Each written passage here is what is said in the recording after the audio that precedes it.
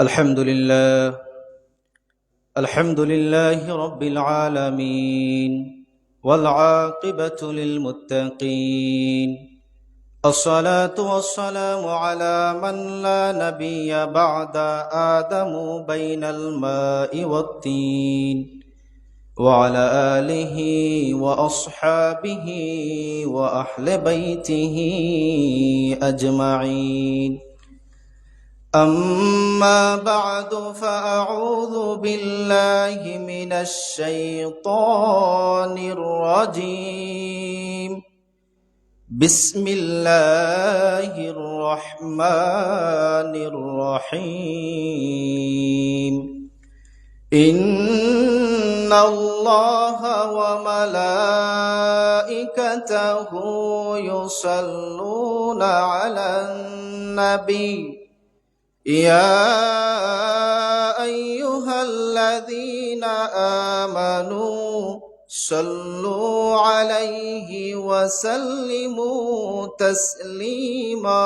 اللهم صل على سيدنا مولانا محمد وعلى علي سيدنا مولانا. إن التياري حصبا يوما إلى أرض الحرام، بلغ سلامي روضة فيها النبي المحترم. اللهم صل على سيدنا مولانا محمد وعلى علي سيدنا مولانا. وأحسن منك لم ترى قط عيني، وأجمل منك لم تلد النساء. خلقت مبرأ في كل عيب، كأنك قد خلقت كما تشاء. اللهم صل على سيدنا مولانا محمد وعلى علي سيدنا مولانا. لا إله إلا الله محمد رسول الله صلى الله عليه وسلم. সম্মানিত হাজিরিন, হযরত শাহ দিলমান রহমাতুল্লাহ এর ইসালে সওয়াব ও মুল্লাতা গ্রামের মুর্দেগানের রুহের মাগফিরাতের উদ্দেশ্যে আজকের এই মাহফিল চলতি অধিবেশনে সভাপতি হিসাবে উপস্থিত রয়েছেন অত্র মসজিদের সম্মানিত মুয়াজ্জিন সাহেব হাজী আব্দুল সত্তার সাহেব।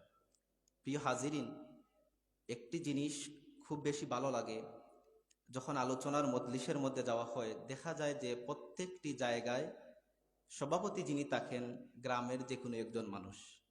বাট আপনাদের এটা হচ্ছে ডিফারেন্স। আপনারা সভাপতি হিসাবে যাকে দিয়েছেন একজন যোগ্য মানুষকে দিয়েছেন। তো আপনাদেরকে ধন্যবাদ কি দিয়ে যে আমি দিব আমার ভাষা নেই, কারণ মসজিদের মুয়াজ্জিন সাহেবকে যথাযথ সম্মান আপনারা দিয়েছেন। কারণ আপনারা চাইলে এখানে গ্রামের যে কোনো মানুষের নাম দিতে পারতেন, সমস্যা ছিল না, কিন্তু আপনারা শিক্ষিত সমাজ, এজন্য আপনাদেরকে আমি আমার হৃদয় খুলে অভিনন্দন জানাচ্ছি যে আপনারা যোগ্য মানুষকে যোগ্য স্থানে বসিয়েছেন।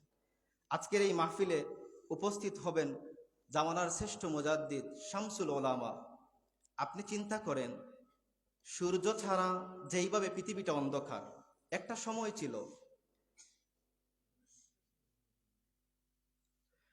সময় ছিল যখন এই সময়টাতে দিনটা যখন আপনার অন্ধকারের মধ্যে নিমজ্জিত হয়ে যাচ্ছিল। আল্লাহর নবীর হাদিসের মধ্যে আমরা পাই যে প্রত্যেক শতাব্দীতে আল্লাহ রসুল সাল্লাল্লাহু আলাইহি ওয়াসাল্লাম বলেছেন, আল্লাহ পাক রব্বুল আলামিন এক একজন মানুষকে পাঠান যাদেরকে আমরা মুজাদ্দিদ হিসাবে মনে করি, যারা দিনকে নবায়ন করেন। অর্থাৎ দিনের মধ্যে যে গর্হিত কাজ থাকে, ওইগুলাকে ওনারা চেটে সঠিক দিন মানুষের সম্মুখে উপস্থিত করেন। এমন একজন মানুষ হচ্ছেন শামসুল উলামা। মানে কি? গোটা আলেমদের সূর্য যিনি ছিলেন। আজ আপনি চিন্তা করেন, এখন সূর্য নাই, অন্ধকার লাগতেছে, ঠিক সেই সময়ে শামসুল উলামা উনি ছিলেন গোটা আলেমদের সূর্য। আর ওনার সন্তান আল্লামা ফখরুদ্দিন চৌধুরী সাহেব জাদা ফুলতলি সম্ভবত উপস্থিত হবেন। আজকের মাহফিলে বক্তব্য রেখেছেন হযরত মাওলানা আবু সালেহ মুহাম্মদ আব্দুস সুবহান হুজুর। ওনাদের বক্তব্যের পরে আমরা বক্তব্য দেওয়া এটা মানায় না। ওনারা হচ্ছেন উস্তাদ সমতুল্য, ওনারা যা বলবেন আমরা তা ভেবেও পাবো না। তারপরে যেহেতু আল্লাহ এখানে বসিয়েছেন, আল্লাহ পাক রব্বুল আলামিন যদি তৌফিক দান করেন আপনাদের সম্মুখে কিছুক্ষণ কথা বলবো, যদি আপনারা কথা শুনেন। এখন শুরুতে আমি আপনাদের কাছে দুটি জিনিস চাইবো, আপনারা কি দিতে পারবেন? একটু কথা বলবেন। 1 নাম্বার ধৈর্য, 2 নাম্বার মনোযোগ। কারণ আপনারা যেখানে বসেছেন, চাইলে আপনাদেরকে স্কুল কলেজ ইউনিভার্সিটিতে ভর্তি করে দিন শেখানো যাবে না। কারণ আমার বয়সী যারা রয়েছেন বা ছোট যারা রয়েছেন, ওনারা স্কুল কলেজ ইউনিভার্সিটিতে ভর্তি করে দিন শিক্ষা দেওয়া যাবে।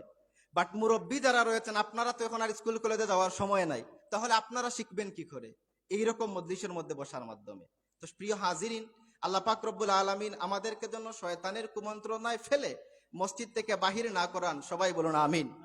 শুকর আদায় করছি রব্বুল আলামিন আমাদেরকে সমস্ত দুনিয়াবি জিন্দেগিকে বেড়াঝাল থেকে মুক্ত করে একমাত্র মহান মুনিবের ভালোবাসাকে অগ্রাধিকার দিয়ে, যেই রব্বুল আলামিন আপনাদেরকে আমাকে ওনার গড় মসজিদে পেন্ডালের মধ্যে এসে বসার মতো আসার মতো তৌফিক দান করলেন।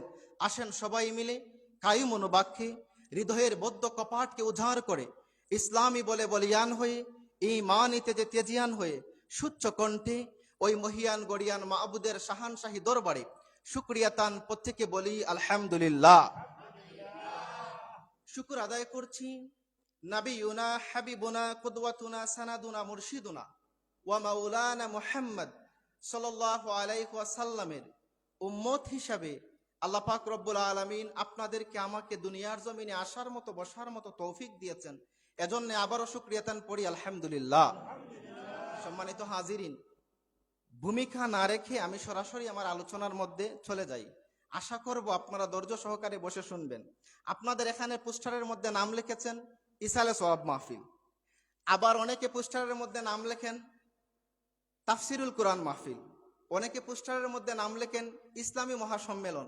আবার অনেকে পোস্টারের মধ্যে নাম লেখেন ইসলামী সুন্নি মহাসম্মেলন। হোয়াট দ্য ডিফারেন্স বিটুইন ওই যেই দলগুলা বা যেই সমস্ত কথাগুলো উল্লেখ থাকে, তাদের মধ্যে পার্থক্যটা কি? যে আপনারা এখানে ইসালে সওয়াব লেখলেন, ইসালে সওয়াব মানে হচ্ছে মৃত ব্যক্তির উদ্দেশ্যে যা কিছু আয়োজন করা হয় তাকেই ইসালে সওয়াব বলা হয়। তাফসিরুল কোরআন মাহফিল মানে কি? বক্তা সাহেব কোরআনের একটি আয়াত পড়বেন, তার ওই আয়াতের উনি ব্যাখ্যা করবেন, তাকে বলা হয় তাফসিরুল কোরআন মাহফিল। তো এরকম কিন্তু আমরা অনেক পোস্টারের মধ্যে দেখি যে ইসলামী সুন্নি মহাসম্মেলন, দেখি কি না আমরা? তাহলে একবার কি আমাদের মনের মধ্যে প্রশ্ন আসে না যে সুন্নি মহাসম্মেলন কোথা থেকে আসলো? বা সুন্নি মহাসম্মেলন আমরা যে লিখি, এটা আমরা কেন লিখি? কোথায় থেকে আমরা এই শব্দটা, এই যে ওয়ার্ড, এই শব্দটা আমরা কোথায় থেকে পেলাম? একবার কি চিন্তা হয়? তাহলে শুনেন, এর একটি লম্বা ইতিহাস রয়েছে। সুন্নি হচ্ছে একটা সংক্ষিপ্ত রূপ, যার মূল হচ্ছে আহলু সুন্নাতি ওয়াল জামা। সবাই শুনেছেন আমি জানি, আহলু সুন্নাতি ওয়াল জামা। আহলু সুন্নাহ মানে কি? নবীজির সমস্ত সুন্নত যারা অনুকরণ করে, ওয়া আহলুল জামা, এবং সমস্ত সাহাবীদের জামাতকে যারা অনুসরণ করে, সংক্ষেপে তাদেরকে বলা হয় সুন্নি। আর মূল নাম হচ্ছে আহলুস সুন্নাত ওয়াল জামাত। বলেন সুবহানাল্লাহ। এখন আমাকে প্রশ্ন করতে পারেন, হুজুর এই নাম কে দিয়েছে? সুন্নি যে নাম, এই নামটা কে দিয়েছে? জানার তো দরকার আছে যে আমরা যে সুন্নি সুন্নি বলছি, আহলুস সুন্নাত ওয়াল জামাত বলছি, এই নামটা কোথা থেকে আসলো, কে দিলেন? তাহলে আসেন শুনে নেই তার একটা লম্বা ইতিহাস। মক্কা যখন বিজয় হলো, হুনাইনের যুদ্ধের পরে মুসলমানেরা অসংখ্য অগণিত সম্পদ অর্জন করলেন। অর্থাৎ যুদ্ধে যদি কাফেররা হেরে যায়, যত সম্পদ আপনি পাবেন সবাই আপনার। মুসলমান যেই সমস্ত সৈন্যরা যুদ্ধেতে অংশগ্রহণ করবেন সবই উনাদের হয়ে যায়। যখন হুনাইনের যুদ্ধে জয়লাভ করা হলো, আল্লাহ রসুল সাল্লাল্লাহু আলাইহি ওয়াসাল্লাম যুদ্ধের পরে প্রত্যেককে ইনসাফের সহিত যার যা প্রয়োজন সম্পদ বেটে দিচ্ছেন। একজন সেনাপতি যতটুকু সম্পদ পাবেন, সাধারণ সৈন্য কিন্তু ততটুকু সম্পদ পাবেন না, কারণ একজন সেনাপতি সমস্ত সৈন্যবাহিনী নির্দেশ দেন। উনি যদি বলেন সেখানে যাও যুদ্ধ করো, সৈনিক দ্বারা যুদ্ধ করতে হবে। উনি যদি বলেন যুদ্ধ বন্ধ, সৈনিক দ্বারা যুদ্ধ বন্ধ করতে হবে। মানে একজন সেনাবাহিনীর আদেশে সমস্ত কিছু চলে। তো আল্লাহ রাসূল সাল্লাল্লাহু আলাইহি ওয়াসাল্লাম সেই যুদ্ধের মধ্যে একদম মেপে মেপে ইনসাফের সহিত সমস্ত মানুষকে ওই সম্পদগুলা বেটে বেটে দিচ্ছেন। এই সময় দক্ষিণ আরবের একজন ব্যক্তি, ইতিহাসের কিতাবের মধ্যে তার নাম এসেছে জুল খুয়াইসারা আত-তামিমি, সম্পদের লোভে বলে উঠলো, ইয়া মুহাম্মদ ইদিল, হে মুহাম্মদ সাল্লাল্লাহু আলাইহি ওয়াসাল্লাম আপনি ন্যায় বিচার করুন। বলেন নাউজুবিল্লাহ।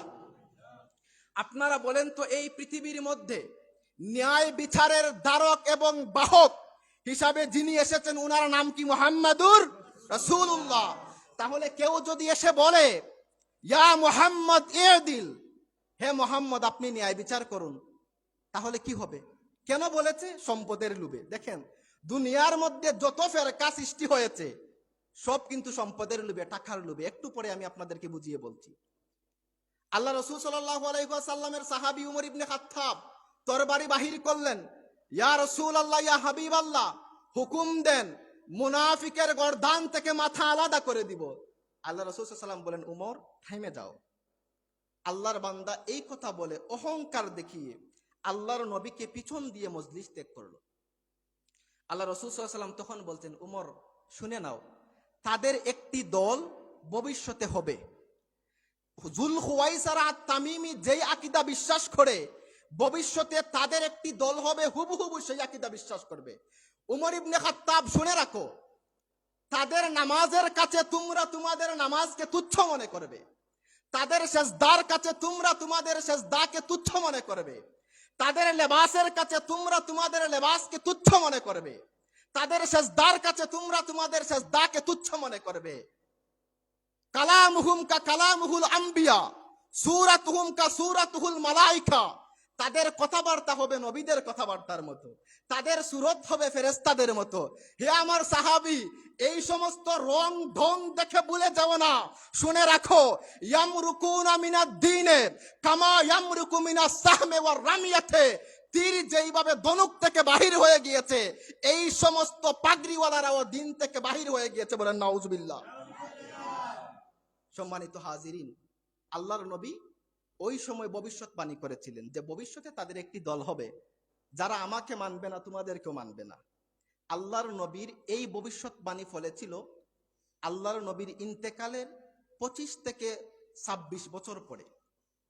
আলী রাদিয়াল্লাহু তাআলা আনহু যখন ক্ষমতায় ছিলেন, সিফফিনের যুদ্ধের পরে 1200 মানুষ একত্রিত হয়ে একটি দল তৈরি করেছিল। এই দলটার নাম ইতিহাসবিদরা লিখেছেন খারেজি। দেখেন এই যে দল তৈরি হয়েছে কখন? সাহাবীদের আমলে, যখন সাহাবীরা ছিলেন এই দল তখন তৈরি হয়েছে। তাদের নাম হচ্ছে খারেজি। তাদের আকীদা কি? হুবহু জুল খুয়াইসারা আত-তামিমি যে আকীদা বিশ্বাস করত, তারাও সেই আকীদা বিশ্বাস করে। একটু আমি বলি, তাদের সম্মুখে যখন আপনি নবীর শানের কথা বলবেন, অলির শানের কথা বলবেন, আল্লাহর হাবিবের আজমতের কথা যখন বলবেন, ওই সমস্ত মানুষেরা সেখানে আপনাকে থামিয়ে দিবে, বলবে এগুলা জয়ীফ এবং জাল। ওই সময় ছিল খারেজি, কিন্তু আল্লাহর নবী বলেছেন কিয়ামত পর্যন্ত তাদের একটি বংশ থাকবে, হতে পারে বায়োলজিক্যাল বংশধর অথবা হুবহু তারা যে আকীদা বিশ্বাস করে সেই আকীদার অনুসারী। তাহলে আপনি চিনবেন কিভাবে বর্তমান সময়ে খারেজি কারা? যখন দেখবেন আল্লাহর হাবিবের আকাশচুম্বী শান এবং মান যখন বয়ান করা হয়, ওই সময় যারা আপনাকে থামিয়ে দিবে জয়ীফ এবং জাল হাদিসের দোহাই দিয়ে, আপনি বুঝে নিবেন ওই সমস্ত মানুষেরাই হচ্ছে খারেজি। বলেন ঠিক কিনা? সম্মানিত হাজিরিন, আজ কিছুদিন, এই 1 থেকে 2 দিন ধরে একটা জিনিস খুব বেশি সোশ্যাল মিডিয়া ফেসবুকের মধ্যে চলতেছে, যেটা হচ্ছে একজন আলেম আমাদের নবী মুহাম্মদুর রাসূলুল্লাহ সাল্লাল্লাহু আলাইহি ওয়াসাল্লামের শানে একটা বেয়াদবিপূর্ণ বক্তব্য দিয়েছেন। হয়তো অনেকে জানতে পারেন, উনি বলেছেন কাউবয়। এটা একটা ইংরেজি ওয়ার্ড, যার বাংলা অর্থ হচ্ছে একজন রাখাল। আমাদের নবীকে একজন রাখাল বলে উনি সম্বোধন করেছেন। এখন দেখেন বিভিন্ন ওয়ার্ড, বিভিন্ন শব্দ রয়েছে যাদের বিভিন্ন অর্থ বোঝায়। আপনি স্থান, কাল এবং পাত্র বুঝে সেই সমস্ত শব্দ ব্যবহার করতে হবে। আমি যদি আপনাদেরকে বর্তমান সময়ের একটি উদাহরণ দেই, রাষ্ট্রবিজ্ঞান নিয়ে যারা অনার্স এবং মাস্টার্স করতেছেন, আপনারা সকলের জানার কথা, আমাদের বাংলাদেশের একটা সংবিধান রয়েছে। সেই সংবিধানের মধ্যে একটা জিনিস রয়েছে, জনগণ সকল ক্ষমতার উৎস। অর্থাৎ আমি যদি আপনাদেরকে বুঝিয়ে বলি যে গত কয়েকদিন আগে আমাদের বাংলাদেশের প্রধানমন্ত্রী দেশ ছেড়ে চলে গিয়েছেন, কারা তাহাকে বিদায় করেছে? উনাকে কে বিদায় করেছে? জনগণ। কে বিদায় করেছে? জনগণ। হয়তো উনি 10 থেকে 15 বছর ছিলেন, 15 বছরের মতো ছিলেন, কিন্তু এক সময় তো উনি বিদায় হয়েছেন। তাহলে আমরা কি বুঝলাম? জনগণ সকল ক্ষমতার উৎস। এটা হচ্ছে বাংলাদেশের সংবিধানের মধ্যে লেখা, আমি ভুল বলছি না। যারা রাষ্ট্রবিজ্ঞানের স্টুডেন্ট তাদেরকে জিজ্ঞাসা করবেন, বাংলাদেশের সংবিধানের মধ্যে লেখা জনগণ সকল ক্ষমতার উৎস, তার মানে কি? আপনার টাকায়, আমার টাকায় রাষ্ট্র চলে, কোনো বাবার টাকায় রাষ্ট্র চলে না। আপনি যখন বাজারের মধ্যে গিয়ে তরকারি কিনেন, আপনি সরকারকে ট্যাক্স দেন। আপনি বাড়ি থেকে বাহির হয়ে যখন গোবিন্দগঞ্জে যান, আপনি সরকারকে টাকা দেন। আপনি যখন গাড়ির ভাড়া দেন, আপনি সরকারকে টাকা দেন। চালের বস্তা যখন আপনার ঘরের মধ্যে আনেন, আপনি সরকারকে টাকা দেন। আপনার আমার টাকায় সমস্ত দেশ চলে, আপনার আমার টাকায় বড় বড় অফিস এবং আদালত চলে। এখন দেখেন, আমার বাড়িতে আমার আন্ডারে যদি একজন মানুষ কাজ করে, তাহলে আমরা তাকে কি বলি? চাকর বলি। যদিও এটা নিম্ন ওয়ার্ড, আমি বুঝাচ্ছি আপনাদেরকে কেন বলছি। যে কাজ করে সেই হচ্ছে চাকর, যে কাজ করে সে হচ্ছে চাকর। এখন ধরেন সরকারের আন্ডারে যে এই সমস্ত বিসিএস ক্যাডার, বড় বড় যারা রয়েছেন অফিস আদালতে কাজ করেন, পুলিশ সুপার যারা রয়েছেন অফিস আদালতে কাজ করেন, তারা কার টাকায় চলে? আমাদের টাকায় চলে। আমাদের টাকায় প্রধানমন্ত্রী সহ চলে। এখন কি আপনি আপনার চাতকের অফিসারের ইউনো অফিসের মধ্যে গিয়ে কি বলতে পারবেন যে স্যার আপনি আমার টাকায় চলেন, আপনি হচ্ছেন একজন চাকর? বলতে পারবেন? তাহলে উনাকে যদি আপনি বলেন সরকারি কর্মকর্তা অথবা সরকারি কর্মী, তাহলে শব্দটা মানানসই হয়। কিন্তু চাকর যে অর্থে ব্যবহৃত হয়, সরকারি কর্মীও সেম। যেই কাজ করে সেই হচ্ছে চাকর, যে কাজ করে সেই হচ্ছে কর্তা। এখন দেখেন, আপনি যদি সরকারের অফিসের মধ্যে গিয়ে উনাকে চাকর বলেন, উত্তম এবং মাধ্যম খাওয়া একবারে আপনার জন্য ফরজ। তাহলে দেখেন, দুনিয়াবি দৃষ্টিতে একজন সাধারণ সম্মানের অধিকারী বিসিএস ক্যাডারের অফিসের মধ্যে গিয়ে আপনি যদি চাকর শব্দ ব্যবহার করতে না পারেন, রাজাদিরাজ মহান রব্বুল আলামিন যাকে হাবিব হিসাবে পাঠিয়েছেন, আমার নবী মুহাম্মদুর রাসূলুল্লাহ সাল্লাল্লাহু আলাইহি ওয়াসাল্লামের আকাশচুম্বী ক্ষমতার মধ্যে কাউ বয়, আপনি কোন আক্কেলে বলেন? আমরা কি বুঝে নিব আপনি এই যুগের নব্য খারেজি? ঠিক কিনা বলেন? সম্মানিত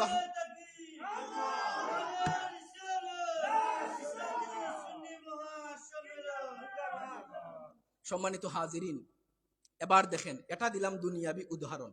আমি কিন্তু খারেজিয়তের মধ্যে রয়েছি। ওই 1500 বছর আগে যে বলছিলাম জুলখুয়াইসার আর তামিমির কথা, আপনারা কথাগুলো মনোযোগ দিয়ে শুনবেন, আশা করি উপকৃত হবেন। 2 নম্বর আসেন কোরআনের মধ্যে।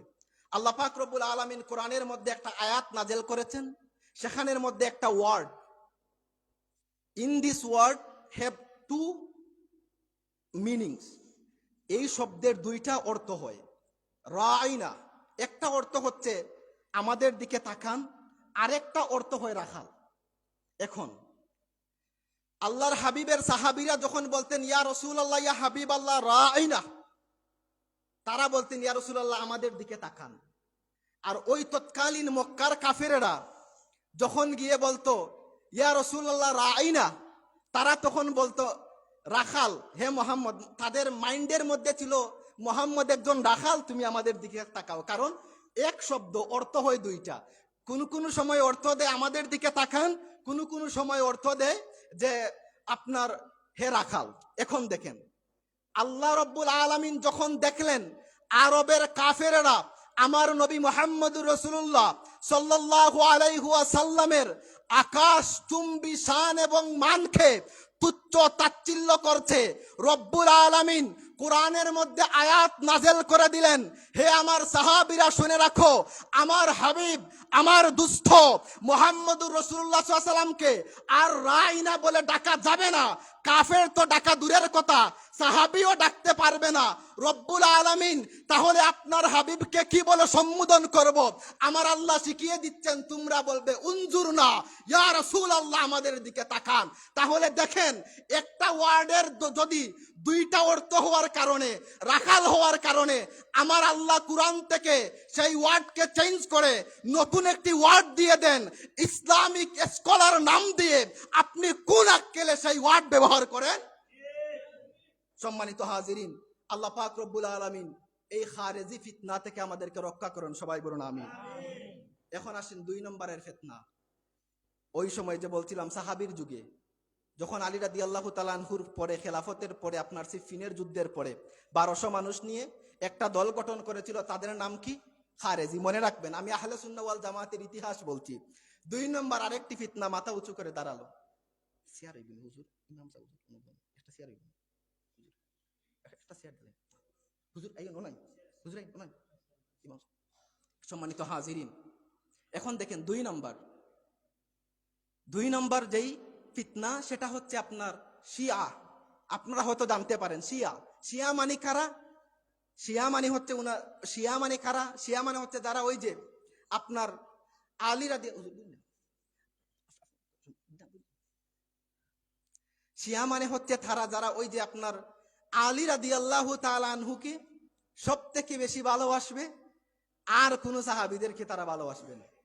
এমনও আছে যে আহলুত তাশাই যারা শিয়া, তাদের এমন একটা গর্হিত আকীদা, তারা বলছে যে মুহাম্মদুর রাসূলুল্লাহ সাল্লাল্লাহু আলাইহি ওয়াসাল্লাম যে নবী হয়েছেন এটা ভুলবশত হয়ে গেছে, নাউজুবিল্লাহ বলেন। তারা একদিন আলী রাদিয়াল্লাহু তাআলা আনহুকে এসে বলছে, তাদের যে ইমাম, খারিজদের ইমাম, ইতিহাসের মধ্যে 2 জনের নাম এসেছে, একজন হচ্ছে আবু তাহির কিরামাথি এবং আরো একজন, তারা এসে একদিন বলছে যে আলী রাদিয়াল্লাহু তাআলা আনহু, আপনি তো নবী হওয়ার যোগ্য ছিলেন, কিন্তু জিবরাইল ভুল করে মুহাম্মদের কাছে ওহী নিয়ে গেছেন। বলেন নাউজুবিল্লাহ। আপনারা কি এটা বিশ্বাস করেন? কখনো না। সম্মানিত হাজিরিন, এরপরে দেখেন তারা কি করেছে। এই সময় আলী রাদিয়াল্লাহু তাআলা আনহু তাকে ধরে নিয়ে এসেছেন, এসে বলেছেন যে তাকে আগুন জ্বালাও, আগুন জ্বালিয়ে তাকে হত্যা করো। খারিজদের ইমাম বলছে যে আগে আপনি ছিলেন নবী, এখন আমি আপনাকে আল্লাহ বলবো। কেন বলবো জানেন? একমাত্র আল্লাহ রব্বুল আলামিনই পারেন কাউকে আগুন দিয়ে জ্বালাতে, আর কেউ পারে না। বলেন নাউজুবিল্লাহ। আপনার খারাপের তো একটা সীমা থাকা দরকার, একদম সীমা ছাড়া খারাপ। এই সময় সে সেখান থেকে ছুটে গিয়েছিল একটা সলে বলে কৌশলে। এমন কি তারা একটা হাদিসের অপব্যাখ্যা করে, আমি সেটা শুনিয়ে দেই, বুখারী মুসলিমের হাদিস। শিয়ারা যে হাদিসের অপব্যাখ্যা করে, হাদিসটা কি? যে আল্লাহর নবী মুহাম্মদুর রাসূলুল্লাহ সাল্লাল্লাহু আলাইহি ওয়াসাল্লাম যখন আপনার ইন্তেকালের সময় দিদারে মৌলার সাথে যখন দিদার হয়ে যাবে, আমার নবী যখন বিছানার মধ্যে শুয়ে রয়েছেন, আমার নবীর শরীরগুলা অবচেতন হয়ে গিয়েছিল। পাশের মধ্যে আবু বকর, উমর, আলী, উসমান সমস্ত সাহাবীরা আমার নবীকে গেরাহ করে বসে রয়েছেন। এই সময় আল্লাহ রাসূল সাল্লাল্লাহু আলাইহি ওয়াসাল্লাম বলছেন, হে আমার সাহাবীরা, আমাকে এক টুকরা কাগজ দাও, আক্তুব, আমি কিছু লিখব। এক টুকরা কাগজ দেন, আমি কিছু লিখব। উমর রাদিয়াল্লাহু তাআলা আনহু ওই সময় বলেছেন, ইয়া রাসূলুল্লাহ, ইয়া হাবিবাল্লাহ, আপনি এত কষ্টের মধ্যে রয়েছেন, আপনি যে বিছানা থেকে পিঠ তুলবেন, ইয়া রাসূলুল্লাহ, ইয়া হাবিবাল্লাহ, এই ক্ষমতাও আপনার মধ্যে আমরা দেখতে পাচ্ছি না। ইয়া রাসূলুল্লাহ, ইয়া হাবিবাল্লাহ, আপনি আমাদের জন্য চিন্তা করবেন না। ইয়া রাসূলুল্লাহ, ইয়া হাবিবাল্লাহ, আমাদের মধ্যে কোরআন রয়েছে। আল্লাহ পাক রব্বুল আলামিন কোরআনের বিসমিল্লাহর বা থেকে শুরু করে সূরা নাসের সিন পর্যন্ত রব্বুল আলামিন শরীয়তের হুকুম এবং আহকাম দিয়ে সমস্ত কোরআন দিয়েছেন।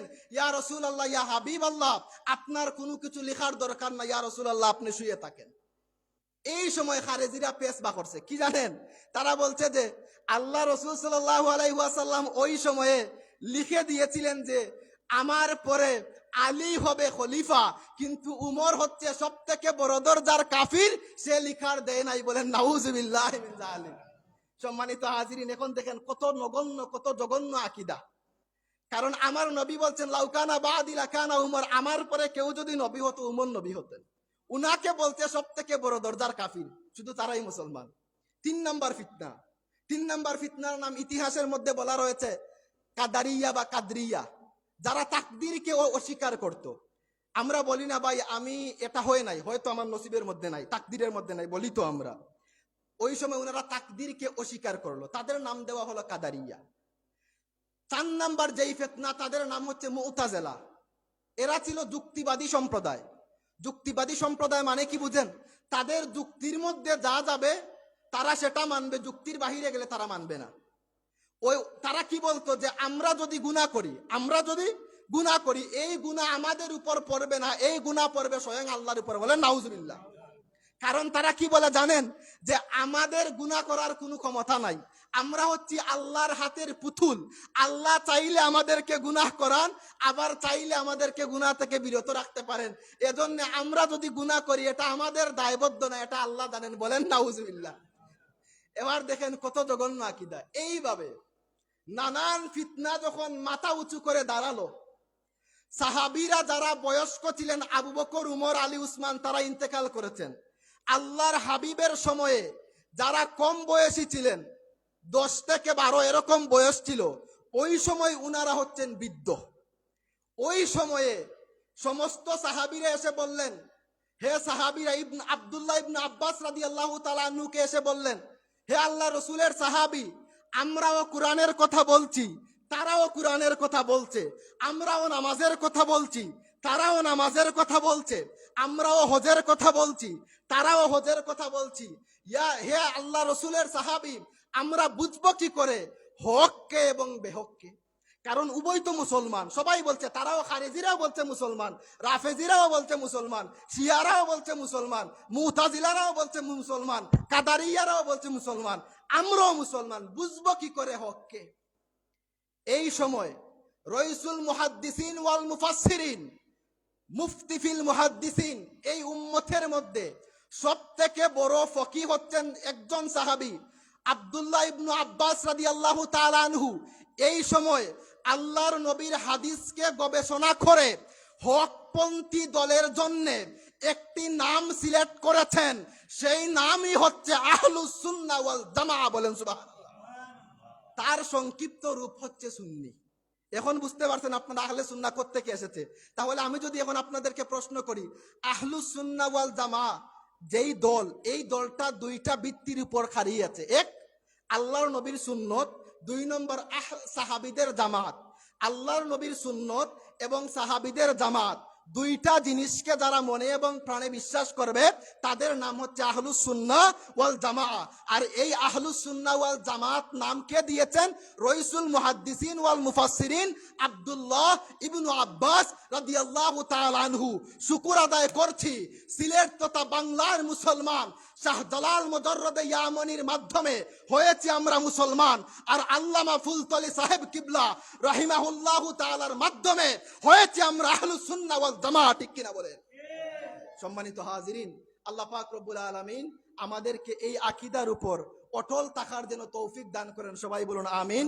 দুরূদ শরীফ পড়েন। আল্লাহুম্মা সাল্লি আলা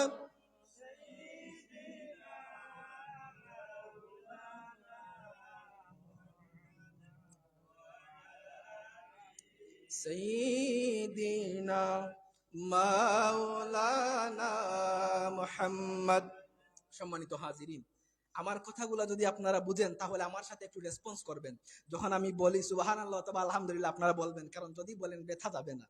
আপনার মেশকাতুল মাসাবি কিতাবের বাবুত তাহারাদের সর্বপ্রথম হাদিস, আল্লাহ রাসূল সাল্লাল্লাহু আলাইহি ওয়াসাল্লাম বলছেন, আল্লাহর কোন বান্দা যদি একবার ইখলাসের নিয়তে সুবহানাল্লাহ অথবা আলহামদুলিল্লাহ বলে, তামলা মা বাইনাস সামাওয়াতি ওয়াল আরদ, আসমান এবং জমিনের মধ্যে যত ফাঁকা জায়গা রয়েছে সমস্ত ফাঁকা জায়গা তার নামায়ে আমলে নেকি দিয়ে আল্লাহ ভরে দেন। বলেন সুবহানাল্লাহ।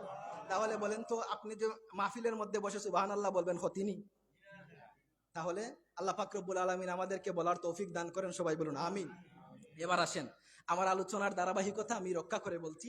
আমরা পেয়েছিলাম যে আহলুস সুন্নাহ ওয়াল জামাত, সাহাবী, জামাত এবং রসুলের সুন্নাত, আল্লাহর নবীর সুন্নাত সবাই মানেন। কারণ সুন্নাহ যদি কেউ অস্বীকার করে তারে আমরা মুসলমান হিসাবে ধরি না, তারে আমরা টাইমই দিই না, যত সে লেভেল লাগাক মুসলমান। কাদিয়ানিকে আমরা মুসলমান কখনো বলি না। 2 নম্বর দেখেন, সাহাবীদের জামাত, তাদেরকে আমরা কেন অনুসরণ করব? আজ এই সময়ে এসে একটা সম্প্রদায় আল্লাহর নবীর সাহাবীদেরকে যা মন চায় তা বলে, সাহাবীদেরকে সত্যের মাপকাঠি মানে না। একটু পরে আমি তাদের কথা বলছি, আগে আমার ধারাবাহিকতাটা মেনটেন করি। দেখেন সম্মানিত হাজিরিন, সাহাবী কারা? সাহাবী কারা? যারা আল্লাহর নবীকে 2 চোখ দিয়ে দেখেছেন। কি দিয়ে? 2 চোখ দিয়ে। এমন কি আল্লাহ রাসূল সাল্লাল্লাহু আলাইহি সাল্লামকে দেখেছেন এবং দিনের উপর অটল থেকে দুনিয়ার জমিন থেকে ইন্তেকাল করেছেন। যারা করেছেন তাদেরকে আমরা বলি সাহাবী। দেখেন, আবু বকর রসুলকে দেখেছেন, আবু জেহেল রসুলকে দেখেছে। আবু বকর হয়েছেন আপনার সিদ্দিকে আকবর, আর আবু জেহেল হয়েছে কাফের আকবর। তাহলে চোখ কিন্তু সেম। ভালোবাসার চোখ দিয়ে দেখলে, ইমানের চোখ দিয়ে দেখলে তার জন্য জাহান্নাম হারাম হয়ে যায়। আর যদি আপনার আব্দুল্লাহর পুত্র মুহাম্মদ হিসাবে দেখেন, আপনার জন্য জাহান্নাম ওয়াজিব হয়ে যায়। সম্মানিত হাজিরিন, এবার আসেন সাহাবী কারা।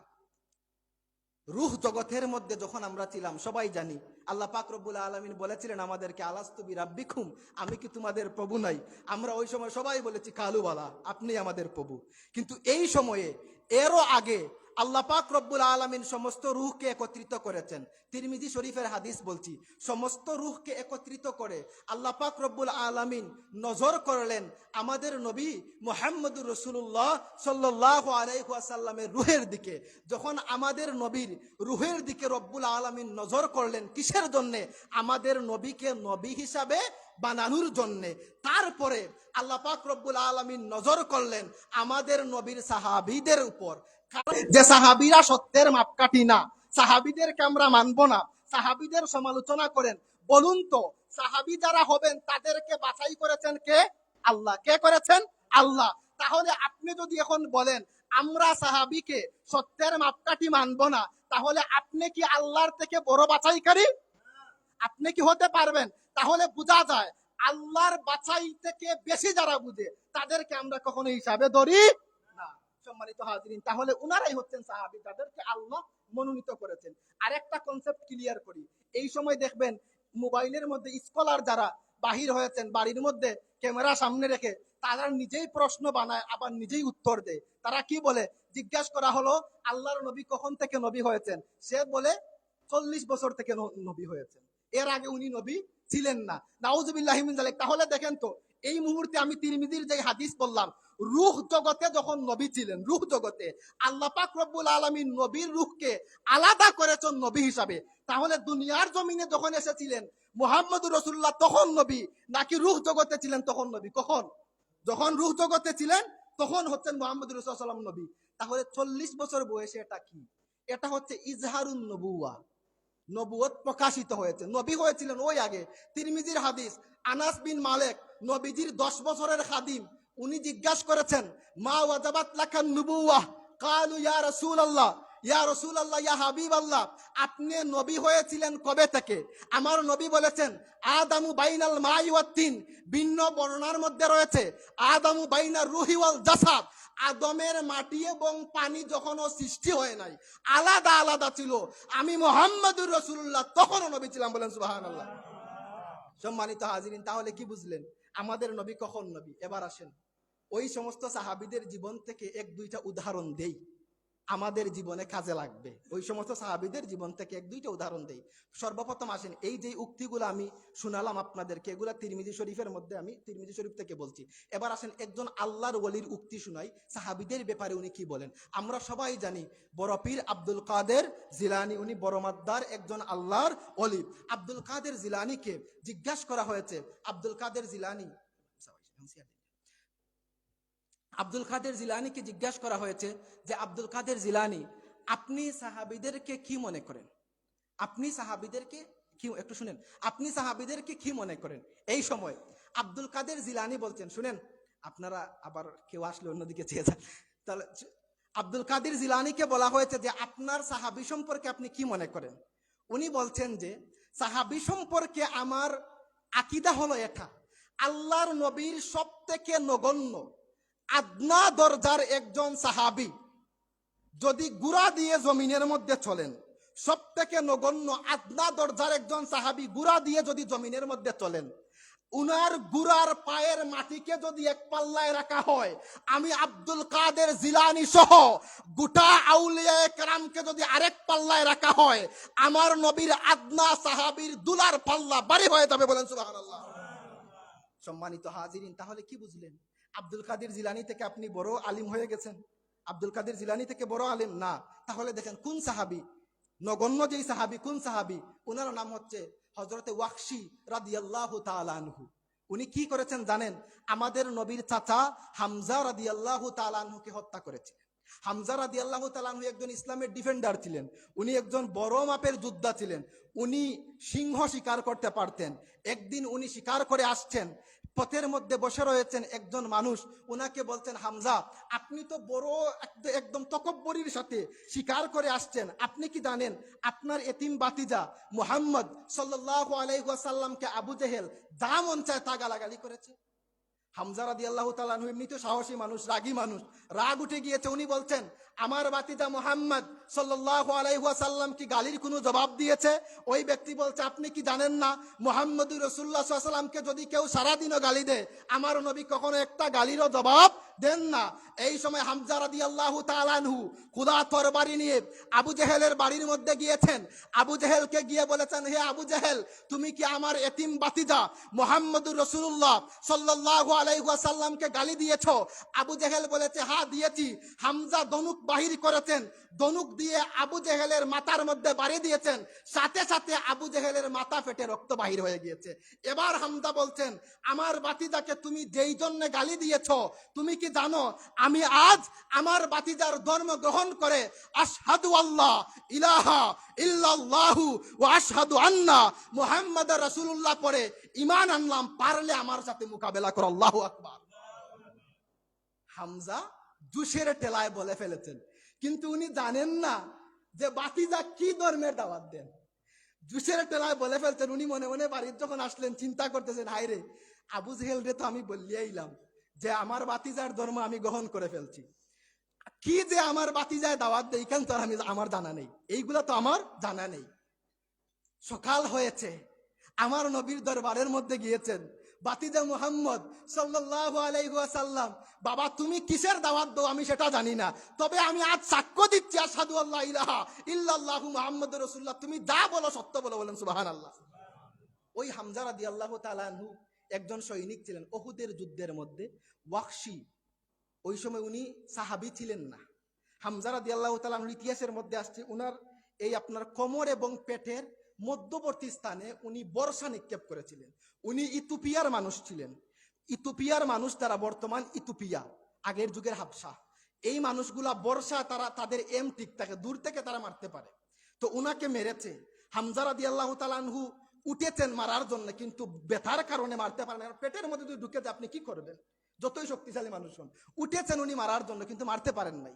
এই সময় ওয়াকশী কাছে এসেছে, কাছে এসে আল্লাহর নবীর চাচা হামজা রাদিয়াল্লাহু তাআলা আনহুর এখান থেকে নাভি পর্যন্ত চাকু দিয়ে কেটেছে। কি মর্মম অবস্থা! ভিতর থেকে কলিজা বাহির করেছে। কলিজা বাহির করে আবু সুফিয়ানের স্ত্রী হিন্দার কাছে দিয়েছে। আল্লাহর নবীর চাচার সেই কলিজাকে হিন্দা কাঁচা কাঁচা চিবিয়েছে।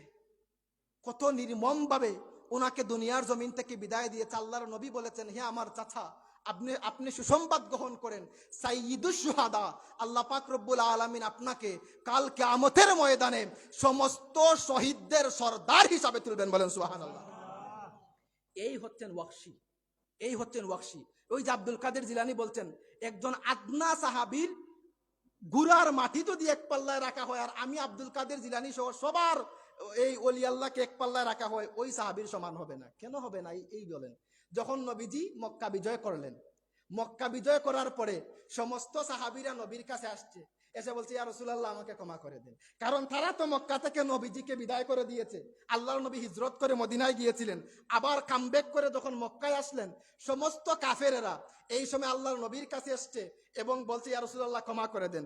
আল্লাহর নবী বলছেন, ওয়ামা আরসালনাকা ইল্লা রাহমাতাল লিল আলামিন, আমার কাছে যারা আসে কেউ খালি হাতে ফিরত যায় না, সবাইকে নবীজি ক্ষমা করে দিয়েছেন। এই সময় ওয়াকশী রাদিয়াল্লাহু তাআলা আনহু উনি গাট্টি সহ সবগুলা ধরে বাহির হয়েছেন, মক্কা ছেড়ে পালিয়ে যাবেন। রাস্তার মধ্যে কিছু মানুষের সাথে দেখা হয়েছে। ওই সময় উনাকে বলা হলো যে, আপনি কোথায় চলে যাচ্ছেন, আপনি কোথায় চলে যাচ্ছেন? ওই সময় উনি বলছেন যে, আমি মক্কা শরীফ থেকে দূরে কোথায় চলে যাব। উনি বলছেন, আপনি কেন যাচ্ছেন? আমরা তো কেউ মক্কা শরীফ ছেড়ে যাচ্ছি না, তাহলে আপনি কেন যাচ্ছেন? উনি বলছেন, ভাই শুনেন, আমি যেই কাজ করেছি আল্লাহর নবী এটা কখনো ক্ষমা করবেন না, আপনাদেরকে হয়তো ক্ষমা করে দিয়েছেন।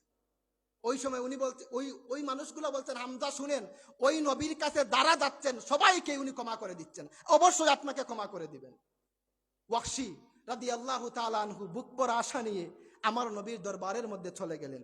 কি, যার আমার নবীর চাচাকে যিনি হত্যা করেছেন, আমার নবীর দরবারের মধ্যে তিনি চলে গেছেন, গিয়া বলছেন, ইয়া রাসূলুল্লাহ, ইয়া হাবিবাল্লাহ, আমি ওয়াহশী আপনার দরবারের মধ্যে এসেছি। আমার নবী জিজ্ঞাসা করেছেন, আপনি কি সেই ওয়াহশী ওহুদের যুদ্ধে আমার চাচার কলিজা যে বাহির করেছিল সেই ওয়াহশী? উনি বলছেন, ইয়া রাসূলুল্লাহ, ইয়া হাবিবাল্লাহ, আমি হচ্ছি সেই ওয়াহশী, আপনি আমাকে ক্ষমা করে দেন। আমি এখানের মধ্যে এসেছি আপনার হাতে হাত ধরে ইসলামের ছায়াতলে আসার জন্য, মুসলমান হওয়ার জন্য। ওয়াহশী বলছেন, আমি যে নবীর চাচাকে হত্যা করেছি, আল্লাহর নবীর চেহারার মধ্যে বিন্দুমাত্র আমার প্রতি রাগ ছিল না। আমরা হলে কি করতাম বলেন তো? তাহলে আগে এক সুপ তুমি খাও, উত্তম মাধ্যম দেওয়ার পরে আমরা বলতাম বাদ বাকি যা কিছু আল্লাহর হাওলা। তাহলে আল্লাহর নবী কিন্তু এটা করেন নাই। উনি তখন উনি বলছেন, ইয়া রাসূলুল্লাহ, ইয়া হাবিবাল্লাহ, আই উইল বি মুসলিম, আমি মুসলিম হব, but I have one condition, আমার একটা শর্ত রয়েছে। আমি মুসলমান হব, তবে আমার একটা শর্ত, ওই শর্ত যদি আপনি পালন করেন আমি মুসলমান হয়ে যাব। দেখেন, হত্যা করে এসেছেন নবীর চাচাকে, আবার শর্ত দিচ্ছেন। কি শর্ত? উনি বলছেন, ইয়া রাসূলুল্লাহ, ইয়া হাবিবাল্লাহ, আমি জানি আপনার কাছ থেকে ওহী আসে, আল্লাহ পাক রব্বুল আলামিন ওহীর মাধ্যমে যদি জানিয়ে দেন আমি ওয়াহশীকে ক্ষমা করে দিলাম, তাহলে আমি ইসলাম ধর্ম গ্রহণ করে ফেলবো, otherwise I will be not Muslim, আমি কখনো মুসলমান হব না। সম্মানিত হাজিরিন, এই সময় আল্লাহ পাক রব্বুল আলামিন আমাদের নবীকে জানিয়ে দিয়েছেন যে তিনটি জিনিস যারা ছেড়ে দিবে, তারা যদি ক্ষমা চায় তাহলে ক্ষমা করে দিবে। এক নাম্বার হচ্ছে শিরিক ছাড়া সব গুনাহ আল্লাহ ক্ষমা করবেন। 2 নম্বর, আল্লাহ পাক রব্বুল আলামিন নবীর মাধ্যমে জানিয়েছেন যারা জিনা করবে না এবং যারা অন্যায়ভাবে হত্যা করবে না, আল্লাহ ওই 3 ধরনের মানুষকে ক্ষমা করে দিবেন। 1, যারা শিরিক করবে না। 2, যারা অন্যায়ভাবে হত্যা করবে না। 3, যারা জিনা করবে না, আল্লাহ তাদেরকে ক্ষমা করে দিবেন। ওয়াহশী রাদিয়াল্লাহু তাআলা আনহু বলছেন, তখনও মুসলমান হন নাই, পরে যেহেতু মুসলমান হয়েছেন, আমি রাদিয়াল্লাহ বলছি এজন্য, উনি বলছেন যে, ইয়া রাসূলুল্লাহ, ইয়া হাবিবাল্লাহ, এই শর্তে আমি মুসলমান হতে পারবো না, কারণ আমি যখন মুশরিক ছিলাম শতবার আমি শিরিক করেছি। ইয়া রাসূলুল্লাহ, ইয়া হাবিবাল্লাহ, আমি যখন মুশরিক ছিলাম শত শত মানুষকে আমি অন্যায়ভাবে হত্যা করেছি। ইয়া রাসূলুল্লাহ, ইয়া হাবিবাল্লাহ, কত মানুষের সাথে আমি জিনা করেছি তার কোনো হিসাব নাই। ইয়া রাসূলুল্লাহ, ইয়া হাবিবাল্লাহ, এই শর্তে আমি মুসলমান হতে পারবো না। আল্লাহ পাক রব্বুল আলামিন 2 নম্বর আরেকটা শর্ত দিয়ে দিলেন, এবং ওই সময় উনাকে বলা হলো, হে ওয়াহশী, আল্লাহ পাক রব্বুল আলামিন বলেছেন যদি কোনো মানুষ তওবা করে ফেলে আল্লাহ তার জীবনের গুনাহকে ক্ষমা করে দেন, তারপরে যদি সে নেক কাজ করে আল্লাহ তার নেকিকে দ্বিগুণ করে বাড়িয়ে দেন। ওয়াহশী বলছেন, ইয়া রাসূলুল্লাহ, ইয়া হাবিবাল্লাহ, এই কন্ডিশন, এই শর্তে আমি ইসলাম ধর্ম গ্রহণ করব না। কেননা ইয়া রাসূলুল্লাহ, ইয়া হাবিবাল্লাহ, আমি মানলাম আল্লাহ আমাকে ক্ষমা করে দিয়েছেন, কিন্তু আমি যদি আজকে মারা যাই তাহলে আমি তো আর নেক আমল করতে পারবো না। ইয়া রাসূলুল্লাহ, ইয়া হাবিবাল্লাহ, এই শর্তে আমি ইসলাম ধর্ম গ্রহণ করতে পারবো না। দেখেন, হত্যা করে এসেছেন আমার নবীর চাচাকে, কিন্তু আল্লাহর নবী সুজা করছেন, আল্লাহর বান্দা খালি ফেসাচ্ছে। নবী বলছেন তুমি ইসলাম ধর্ম গ্রহণ করো, ওই মানুষটা বলছে না, আমি ইসলাম ধর্ম গ্রহণ করতে পারবো না। এই সময় 3 নম্বর কন্ডিশন আল্লাহ পাক রব্বুল আলামিন নবীকে জানিয়ে দিলেন, মুহাম্মদ হাবিব সাল্লাল্লাহু আলাইহি ওয়াসাল্লাম, ওয়াহশীকে জানিয়ে দেন শিরিক ছাড়া যত গুনাহ রয়েছে আমি আল্লাহ পাক রব্বুল আলামিন সব গুনাহ ক্ষমা করে দিব। ওয়াহশী বলছেন, ইয়া রাসূলুল্লাহ, ইয়া হাবিবাল্লাহ, এটাও আমি মানতে পারবো না, আমি যখন মুশরিক ছিলাম হাজার হাজার মূর্তির পূজা করেছি, ইয়া রাসূলুল্লাহ, আমি নাই, ইসলামের মধ্যে আমি নাই, আর যদি কিছু থাকেন বলেন, না হয় আমাকে বলেন, আমি চলে যাই। সর্বশেষ 4 কন্ডিশন, 4 নম্বর শর্ত আল্লাহ পাক রব্বুল আলামিন নবীর কাছে জানিয়ে দিলেন, ইয়া রাসূলুল্লাহ, ইয়া হাবিবাল্লাহ, জানিয়ে দেন আপনার কোন বান্দা যদি পাহাড় পরিমাণ গুনাহ করে ফেলে, লা তাকনাতু মির রাহমাতিল্লাহ, আমি আল্লাহ তাকে রহমত থেকে নৈরাশ করি না, আমি আল্লাহ হচ্ছি সবথেকে বড় ক্ষমাকারী। ওয়াহশী বলছেন, ইয়া রাসূলুল্লাহ, ইয়া হাবিবাল্লাহ, এই শর্ত মানা যায়, আপনার হাত বাড়িয়ে দেন, আপনার হাতে হাত রেখে আশহাদু আল্লাহ ইলাহা ইল্লাল্লাহু ওয়া আশহাদু আন্না মুহাম্মাদুর রাসূলুল্লাহ বলে ইসলামের ছায়াতলে চলে আসতেন। বলেন সুবহানাল্লাহ। ওই সাহাবীর নাম হচ্ছে ওয়াহশী, যাকে আব্দুল কাদের জিলানী বলেছেন, ওই সাহাবী যদি গুড়ার মধ্যে চড়েন, ওই সাহাবি ওয়াকসির গুড়ার মাটিকে যদি এক পাল্লায় রাখা হয়, আমি আব্দুল কাদের জিলানী সহ সমস্ত ওলিকে যদি আরেক পাল্লায় রাখা হয়, আল্লাহর ওই নবীর সাহাবি ওয়াকসির দুলুর সমান হবে না, বলেন সুবহানাল্লাহ। তাহলে কি আপনারা ওই সাহাবিদের সমালোচনা করবেন? তাহলে কি ওই আল্লাহ যাদেরকে মনোনীত করেছেন আমরা বলবো উনারা সত্যের মাপকাঠি না? সম্মানিত হাজিরিন, বড় একটি জামাত এই সমালোচনা করেন। কে বলছেন আমি শেষে বলবো, এখন বলবো না, ধৈর্য ধরেন। সম্মানিত হাজিরিন, আল্লাহ পাক রব্বুল আলামিন আমাদেরকে যেন আহলুস সুন্নাহ ওয়াল জামা, কি বলেছিলাম, সাহাবীদের জামাতের অনুসরণ আমরা করি। তাহলে ওয়াকশি উনি কি সাহাবী না? সাহাবী। তাহলে আমরা কার অনুসরণ করি? উনার অনুসরণ করি। সম্মানিত হাজিরিন, এরপরে দেখেন, এইভাবে যদি আমি একের পর এক উদাহরণ দেই, আপনারা বুঝবেন আল্লাহর হাবিবের দিনের জন্য সাহাবায়ে কেরামের ত্যাগ এবং কুরবানি কত ছিল। আর আমরা আজকে যে আমি এখানে বক্তব্য দিচ্ছি, বক্তব্য দিয়ে চেয়ার গরম করা সহজ, ময়দানের মধ্যে গিয়ে ইসলামের কাজ করা সব থেকে বড় কঠিন। এখন দেখেন, আমরা বলি ইয়া রাসূলুল্লাহ, ইয়া হাবিব আল্লাহ, ময়দানের মধ্যে গিয়ে আমরা আপনার পক্ষে আমাদের জান দিয়ে দিব, ইয়া রাসূলুল্লাহ আমরা আপনাকে ভালোবাসি, কিন্তু আমরা ফজরের টাইমে মসজিদে আসতে পারি না। আমরা দাবি করতে উস্তাদ, আমি বলি ভাই, ময়দানের মধ্যে গিয়ে জান দেওয়া দূরের কথা, আপনি যদি আল্লাহর হাবিবের মহব্বতে মসজিদের মধ্যে এসে ফজরের নামাজ পড়তে পারেন, এটা আপনার জন্য বড় জিহাদ, ঠিক কি না বলেন? সম্মানিত হাজিরিন, দুরূদ শরীফ পড়েন। আল্লাহুম্মা সাল্লি আলা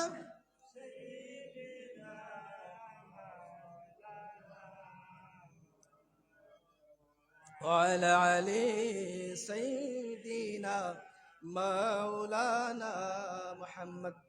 সম্মানিত হাজিরিন, এবার শুনেন, আল্লাহর হাবিবের আরেকজন সাহাবী, উনার নাম হচ্ছে মুআজ ইবনে জাবাল রাদিয়াল্লাহু তাআলা, মুসআব ইবনে উমাইর রাদিয়াল্লাহু তাআলা আনহু, সরি আমার ভুল হয়েছে নামের মধ্যে, মুসআব ইবনে উমাইর।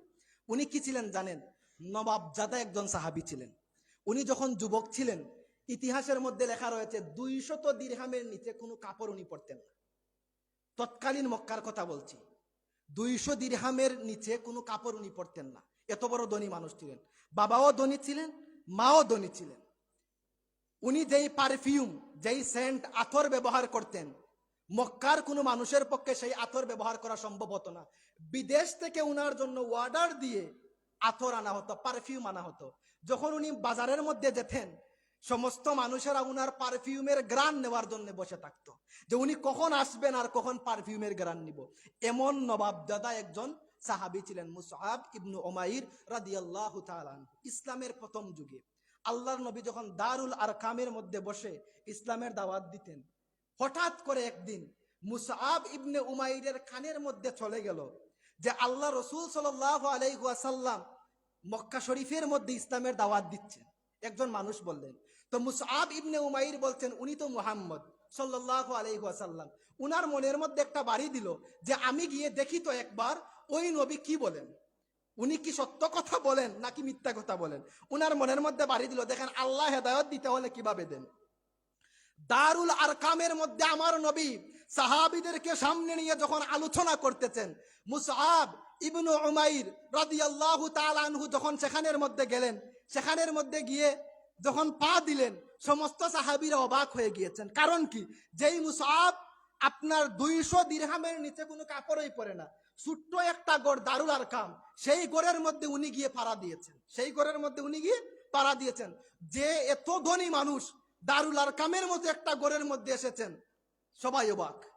আল্লাহর হাবিব সাল্লাল্লাহু আলাইহি ওয়াসাল্লাম বলছেন, মুসআব ইবনে উমাইর আপনি এখানের মধ্যে কেন এসেছেন? আপনি তো নবাবজাদা মানুষ। উনি বলছেন, ইয়া রাসূলুল্লাহ, ইয়া হাবিবাল্লাহ, আমি আপনাকে জাস্টিফাই করতে এসেছি। ইয়া রাসূলুল্লাহ, ইয়া হাবিবাল্লাহ, আমি আপনাকে তুলনা করতে এসেছি। আপনি কি সত্য কথা বলেন নাকি মিথ্যা কথা বলেন? মুসআব ইবনে উমাইর বলছেন, আমার নবী যখন সাহাবীদের দিকে তাকিয়ে কথা বলতেন, আমি মুসআব ইবনে উমাইর যখন আল্লাহর হাবিবের নূরময় চেহারার দিকে তাকালাম, আমি বুঝতে পারলাম উনি সত্য নবী ছাড়া আর কিছু না। সাথে সাথে আমি বললাম, ইয়া রাসূলুল্লাহ, ইয়া হাবিবাল্লাহ, আপনার হাত বাড়িয়ে দেন। ইয়া রাসূলুল্লাহ, ইয়া হাবিবাল্লাহ, আপনার হাতে হাত রেখে আমি কালিমাতুশ শাহাদা পড়ে মুসলমান হতে চাই। বলেন সুবহানাল্লাহ। সম্মানিত হাজিরিন, এর আগে যত মানুষ ইসলামের মধ্যে এসেছেন সবাই গরিব মানুষ ছিলেন। একজন নবাবজাদা মানুষ ইসলামের মধ্যে এসেছেন। কিন্তু দেখেন ইসলামের প্রথম যুগটা কতটুকু কষ্টের ছিল। আজ আমরা তো সহজে পেয়েছি ভাই, আমার বাবাও মুসলমান, দাদাও মুসলমান, 14 গোষ্ঠী সব মুসলমান। আমি যদি আল্লাহ না করুক ইয়াহুদির ঘরে জন্ম হতো আর ইয়াহুদির ঘর থেকে মুসলমান হয়ে এরকম এই মঞ্চের মধ্যে বসে যদি মস্কা পাতাম, তাহলে বোঝা যেত আমি কত বড় মুজাহিদ। আমার তো কোনো জেহাদ করা লাগে নাই, বাবা মুসলমান, আমি মুসলমান, তাহলে কি আর কোনো সমস্যা নাই? মুসআব ইবনে উমাইর রাদিয়াল্লাহু তাআলা আনহুর মতো যদি আমি ইসলাম গ্রহণ করতাম তাহলে বোঝা যেত। বাড়ির মধ্যে গিয়েছেন, আল্লাহর নবী বলেছেন যে মুসআব ইবনে উমাইর, দেখেন আপনি মুসলমান হয়েছেন, কিন্তু আপনি কি করবেন? আপনি কখনো এটা আপনার ফ্যামিলিতে বলবেন না, আপনার বাড়িতে বলবেন না, কাউকে বলবেন না, কারণ যদি বলেন আপনাকে মেরে ফেলবে তারা, বা আপনাকে নির্যাতন করবে। মুসআব ইবনে উমাইর কাউকে কিছু বলেন না। উনি বাড়ির মধ্যে আসলেন, বাড়ির মধ্যে আসার পরে লুকিয়ে লুকিয়ে উনি নামাজ পড়েন, লুকিয়ে লুকিয়ে সব কাজ করেন। হঠাৎ করে একদিন উনার বাড়ির একজন মানুষ দেখে ফেললো মুসআব ইবনে উমাইর দাঁড়িয়ে দাঁড়িয়ে নামাজ আদায় করছে। তো যেই কথা সেই কাজ, উনার মায়ের কাছে গিয়ে বলে দিয়েছে যে আপনার ছেলে, যাকে আপনি এত সুন্দর পারফিউম, এত সুন্দর কাপড় বিদেশ থেকে অর্ডার করে আনেন, ওই ছেলে তো এখন আমার বাপ দাদার মুখে চুনকানি দিয়েছে। মুহাম্মদ নামে একজন মানুষ যার টাকা পয়সা কম, উনার কাছে গিয়ে সে ইসলাম ধর্ম গ্রহণ করে ফেলেছে। এই সময় মুসআব ইবনে উমাইর রাদিয়াল্লাহু তাআলা আনহুর মা উনাকে বুঝিয়েছেন। উনি বলতেন যে দেখেন, হে মুসআব ইবনে উমাইর, শুনে রাখো, এই মুহূর্তে তুমি যদি মুহাম্মদ সাল্লাল্লাহু আলাইহি ওয়াসাল্লামের ধর্ম ত্যাগ না করো, আমি তোমার মা কখনো আমার চুল চিরুনি দিয়ে আঁচড়াবো না। আমি তোমার মা রোদের মধ্যে গিয়ে বসে থাকবো, আমি খাবার দাবারও করব না। এইভাবে মুসআব ইবনে উমাইরকে যখন উনার মা ইমোশনাল ব্ল্যাকমেইল, যেটাকে বলা হয় ইমোশনাল ব্ল্যাকমেইল করার চেষ্টা করছেন, একদিন যায়, 2 দিন যায়, মুসআব ইবনে উমাইর ইসলাম ধর্ম থেকে ত্যাগ করেন না। কারণ একবার যেই মানুষটা মুনিব মুস্তাফার চেহারার দিকে তাকিয়ে আশহাদু আল্লা ইলাহা ইল্লাল্লাহ পড়ে ফেলেছে, গোটা দুনিয়াও যদি তাকে দেওয়া হয় সেই ধর্ম সে ছেড়ে যাবে। সম্মানিত হাজিরিন, মুসআব ইবনে উমাইর একদিন যায়, 2 দিন যায়, 3 দিন যায়, এইভাবে হঠাৎ করে একদিন উনার মা, উনি এই যে আপনার চুলের মধ্যেও চিরুনি দেন না, খাবার দাবারও ঠিক মতো করেন না, কোনো কিছু করেন না, হঠাৎ করে একদিন উনি অজ্ঞান হয়ে পড়ে গেলেন। বাড়ির মধ্যে মানুষ উনাকে আনা হলো। আবার যখন উনার জ্ঞান ফিরে আসলো, আগে করেছেন ইমোশনাল ব্ল্যাকমেল, যখন আমরা কি বলে গ্রাম্য ভাষায় সুজা আঙ্গুলে যখন ঘি উঠে না একটু বাঁকা করতে হয়, এরকম একটা কথা আছে না? তো দেখেন প্রথমে বুঝিয়েছেন, কাজ হয় নাই, এবার কি করছেন জানেন? মুসআব ইবনে উমাইর রাদিয়াল্লাহু তাআলা আনহুকে তারা বন্দী করেছেন। কে? নিজের আপন মা। ইতিহাস সাক্ষী দেয় মুসআব ইবনে উমাইর রাদিয়াল্লাহু তাআলা আনহু, যেই মানুষটা 200 দিরহামের ছাড়া কোনো কাপড় পরতেন না, যেই মানুষটা পারফিউম বিদেশ থেকে না এনে ইউজ করতেন না, ওই মানুষটা বন্দিত্ব থেকে চুরি করে আল্লাহর হাবিবের দরবারের মধ্যে যখন যাবে, আপন মা শরীর থেকে কাপড় রেখে দিয়েছে, উলঙ্গ করে দিয়েছে। ওই সময় একটা বস্তা পরে আল্লাহ রসুল সাল্লাল্লাহু আলাইহি ওয়াসাল্লামের দরবারের রিসালতের মধ্যে গিয়ে হাজির হয়েছেন এবং বলেছেন, ইয়া রাসূলুল্লাহ, ইয়া হাবিবাল্লাহ, আপনার দরবারের মধ্যে আমি যখন এসেছি, ইয়া রাসূলুল্লাহ, ইয়া হাবিবাল্লাহ, আমার মা, আমার ফ্যামিলির মানুষ যখন জানতে পেরেছে আমি ইসলামের ধর্ম গ্রহণ করে ফেলেছি, ইয়া রাসূলুল্লাহ, ইয়া হাবিবাল্লাহ, আমার পরন থেকে সমস্ত কাপড় খুলে নিয়েছে। আল্লাহর নবী চিৎকার করে কেঁদে ফেলেছেন। উনি বলছেন, প্রথমবার আমি যখন তাকে দেখেছিলাম 200 দিরহামের উপরে পাঞ্জাবি পরা, 200 দিরহামের উপরে কাপড় পরা মুসআব ইবনে উমাইর আজ আমার সামনে একটা মাত্র বস্তা যদি উপর দিকে তুলেন নিচ উলঙ্গ হয়ে যায়, নিচ যদি তুলেন উপর উলঙ্গ হয়ে যায়। মুসআব ইবনে উমাইর রাসূল সাল্লাল্লাহু আলাইহি ওয়াসাল্লামের দরবারে হাজির, ইয়া রাসূলুল্লাহ, ইয়া হাবিবাল্লাহ, আমি আর বাড়ির মধ্যে যেতে চাই না, আপনি মুনিব মুস্তাফার দরবারের মধ্যে থাকতে চাই। বলেন সুবহানাল্লাহ। ভাই একটু বার যদি চিন্তা করেন, আজকে আমার যেই বয়স, যুবক মানুষ, আপনারা এখানে অনেকে যুবক ছিলেন, এখন না হয় বৃদ্ধ হয়েছেন, এক সময় তো যুবক ছিলেন, বলেন তো সত্যিকার অর্থে বলেন, এরকম যদি আমাদের জীবনে ঘটতো আমরা কি পারতাম? আমরা কি পারতাম নিজের উলঙ্গ শরীর নিয়ে বাহির হয়ে বস্তা পরে আমরা যেতে পারতাম? তাহলে কেন আমি সাহাবীকে মানব? আমি কেন সাহাবীর জামাতকে মানব? কেন আমি সাহাবীকে মানব? তার দলিল হচ্ছে এটা মুসআব ইবনে উমাইর। শুধু এখানেই শেষ না, আল্লাহ রাসূল সাল্লাল্লাহু আলাইহি ওয়াসাল্লাম ওই সময় মক্কার মধ্যে কাফিররা মুসলিম যেখানে পাইতো সেখানেই মারতো। বা ইসলাম এত সহজে আসে নাই। এখন যেইভাবে বক্তব্য দিয়ে মাঠ গরম করছি, এরকম ইসলাম আসে নাই। ইসলাম প্রচুর ত্যাগ এবং কুরবানি, আল্লাহর হাবিবের চোখের পানির বিনিময়ে আমরা ইসলাম পেয়েছি। সাহাবিদেরকে যখন অতিরিক্ত প্রহার, এই সময় আল্লাহর নবী বলতেন, হে আমার সাহাবিরা, আপনারা হিজরত করে আবিসিনিয়ায় চলে যান।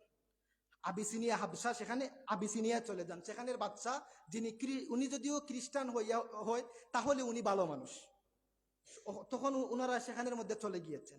কিন্তু দেখেন তো, একবার যদি কেউ নবীর চেহারার দিকে তাকিয়ে ফেলে, সে নবীর বিচ্ছেদ আর কখনো সইতে পারে না। ওনারা সেখানের মধ্যে গিয়েছেন নিজের বাড়ি ঘর ছেড়ে। আপনাকে যদি আমি বলি আপনি ঢাকায় গিয়ে থাকেন, 2 মাস 3 মাস পরে আপনি যতই বিল্ডিং এর মধ্যে থাকেন, আপনার বাড়ির টান দিবেই যে দিবে, কারণ বাড়ির থেকে শান্তি আর কোথায় আপনি পাবেন না। ঠিক সেম ভাবে আবিসিনিয়ায় যারা হিজরত করে গিয়েছেন, ওই সমস্ত সাহাবীরা সেখানে কি করেছেন, তাদের ভালো লাগে না। আর 2 নম্বর, যখন মক্কায় তারা থাকতেন, সারাটা দিনও যদি কাফেররা তাদেরকে শাস্তি দিত, যখন মুনিব মুস্তফার চেহারার দিকে তাকিয়ে যেতেন, ওই সময় তারা সারা দিনের শাস্তি ভুলে যেতেন। বলেন সুবহানাল্লাহ। কিন্তু আবিসিনিয়ায় তো তা নাই। আবার গুজব ছড়িয়ে পড়ল যে মক্কার মধ্যে যারা আগে কাফিররা যারা মক্কার মধ্যে মুসলমানদেরকে মারধর করত, তারা সবাই এখন ঠিক হয়ে গিয়েছে, আপনারা আপনাদের দেশে চলে যান। যখন ওনারা দেশের মধ্যে আসছেন, দেশের মধ্যে এসে দেখেন সেম অবস্থা, আগ থেকে বরং আরো প্রহার বেশি, মারামারি আরো বেশি। এখন বুঝেন, পলাতক আসামি যদি আবার ফিরে আসে, আর পলাতক আসামিকে যদি আপনি ধরেন, তাকে কি আপনি ছেড়ে দিবেন? আরো বেশি হবে। মুসআব ইবনে উমাইর আল্লাহর হাবিবের দরবারে এসে হাজির হয়েছেন। ইয়া রাসূলুল্লাহ, ইয়া হাবিবাল্লাহ, আপনার দরবারে রিসালাতের মধ্যে এসে হাজির হয়েছি।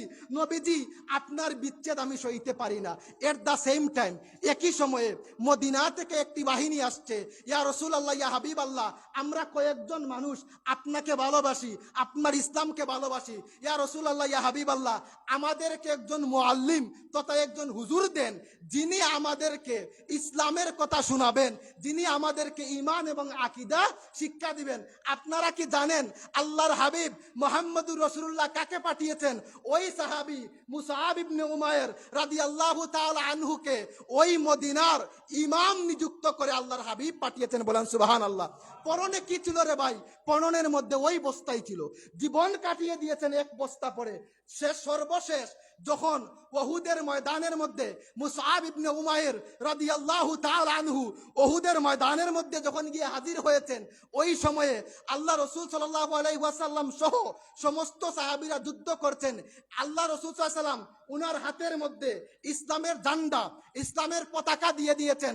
শত্রু বাহিনী আল্লাহর হাবিবের সেই ইসলামকে চিহ্নিত করার জন্য, বেইজ্জত করার জন্য, পতাকাকে মাটিতে ফেলার জন্য মুসআব ইবনে উমাইর রাদিয়াল্লাহু তাআলা আনহুর যেই হাতের মধ্যে পতাকা ধরেছেন, সেই হাতের মধ্যে আঘাত করেছে, হাত ছেড়ে দিয়েছেন। আল্লাহর সেই সিংহ উনার বাম হাত দিয়ে ইসলামের পতাকা ধরেছেন, বাম হাতের মধ্যেও কেটে দিয়েছে। ওই সময় আরেকজন সাহাবী এসে ইসলামের পতাকা ধরেছেন, মাটির মধ্যে পড়তে দেন নাই, জীবন দিয়েছেন, ইসলামকে চিহ্ন হতে দেন নাই। আল্লাহর হাবিব যখন সমস্ত সাহাবীদের লাশকে নিযুক্ত করছেন, এই সময় বলছেন, হে আমার সাহাবীরা, আমার সাহাবী মুসআব ইবনে উমাইর এর লাশ কোথায়? সাহাবীরা বলছেন, ইয়া রাসূলুল্লাহ, ইয়া হাবিবাল্লাহ, এই নেন আপনার মুসআব ইবনে উমাইরের লাশ। আল্লাহর হাবিব তখন বলেছেন, আমার সেই সাহাবীকে তোমরা দাফন করো।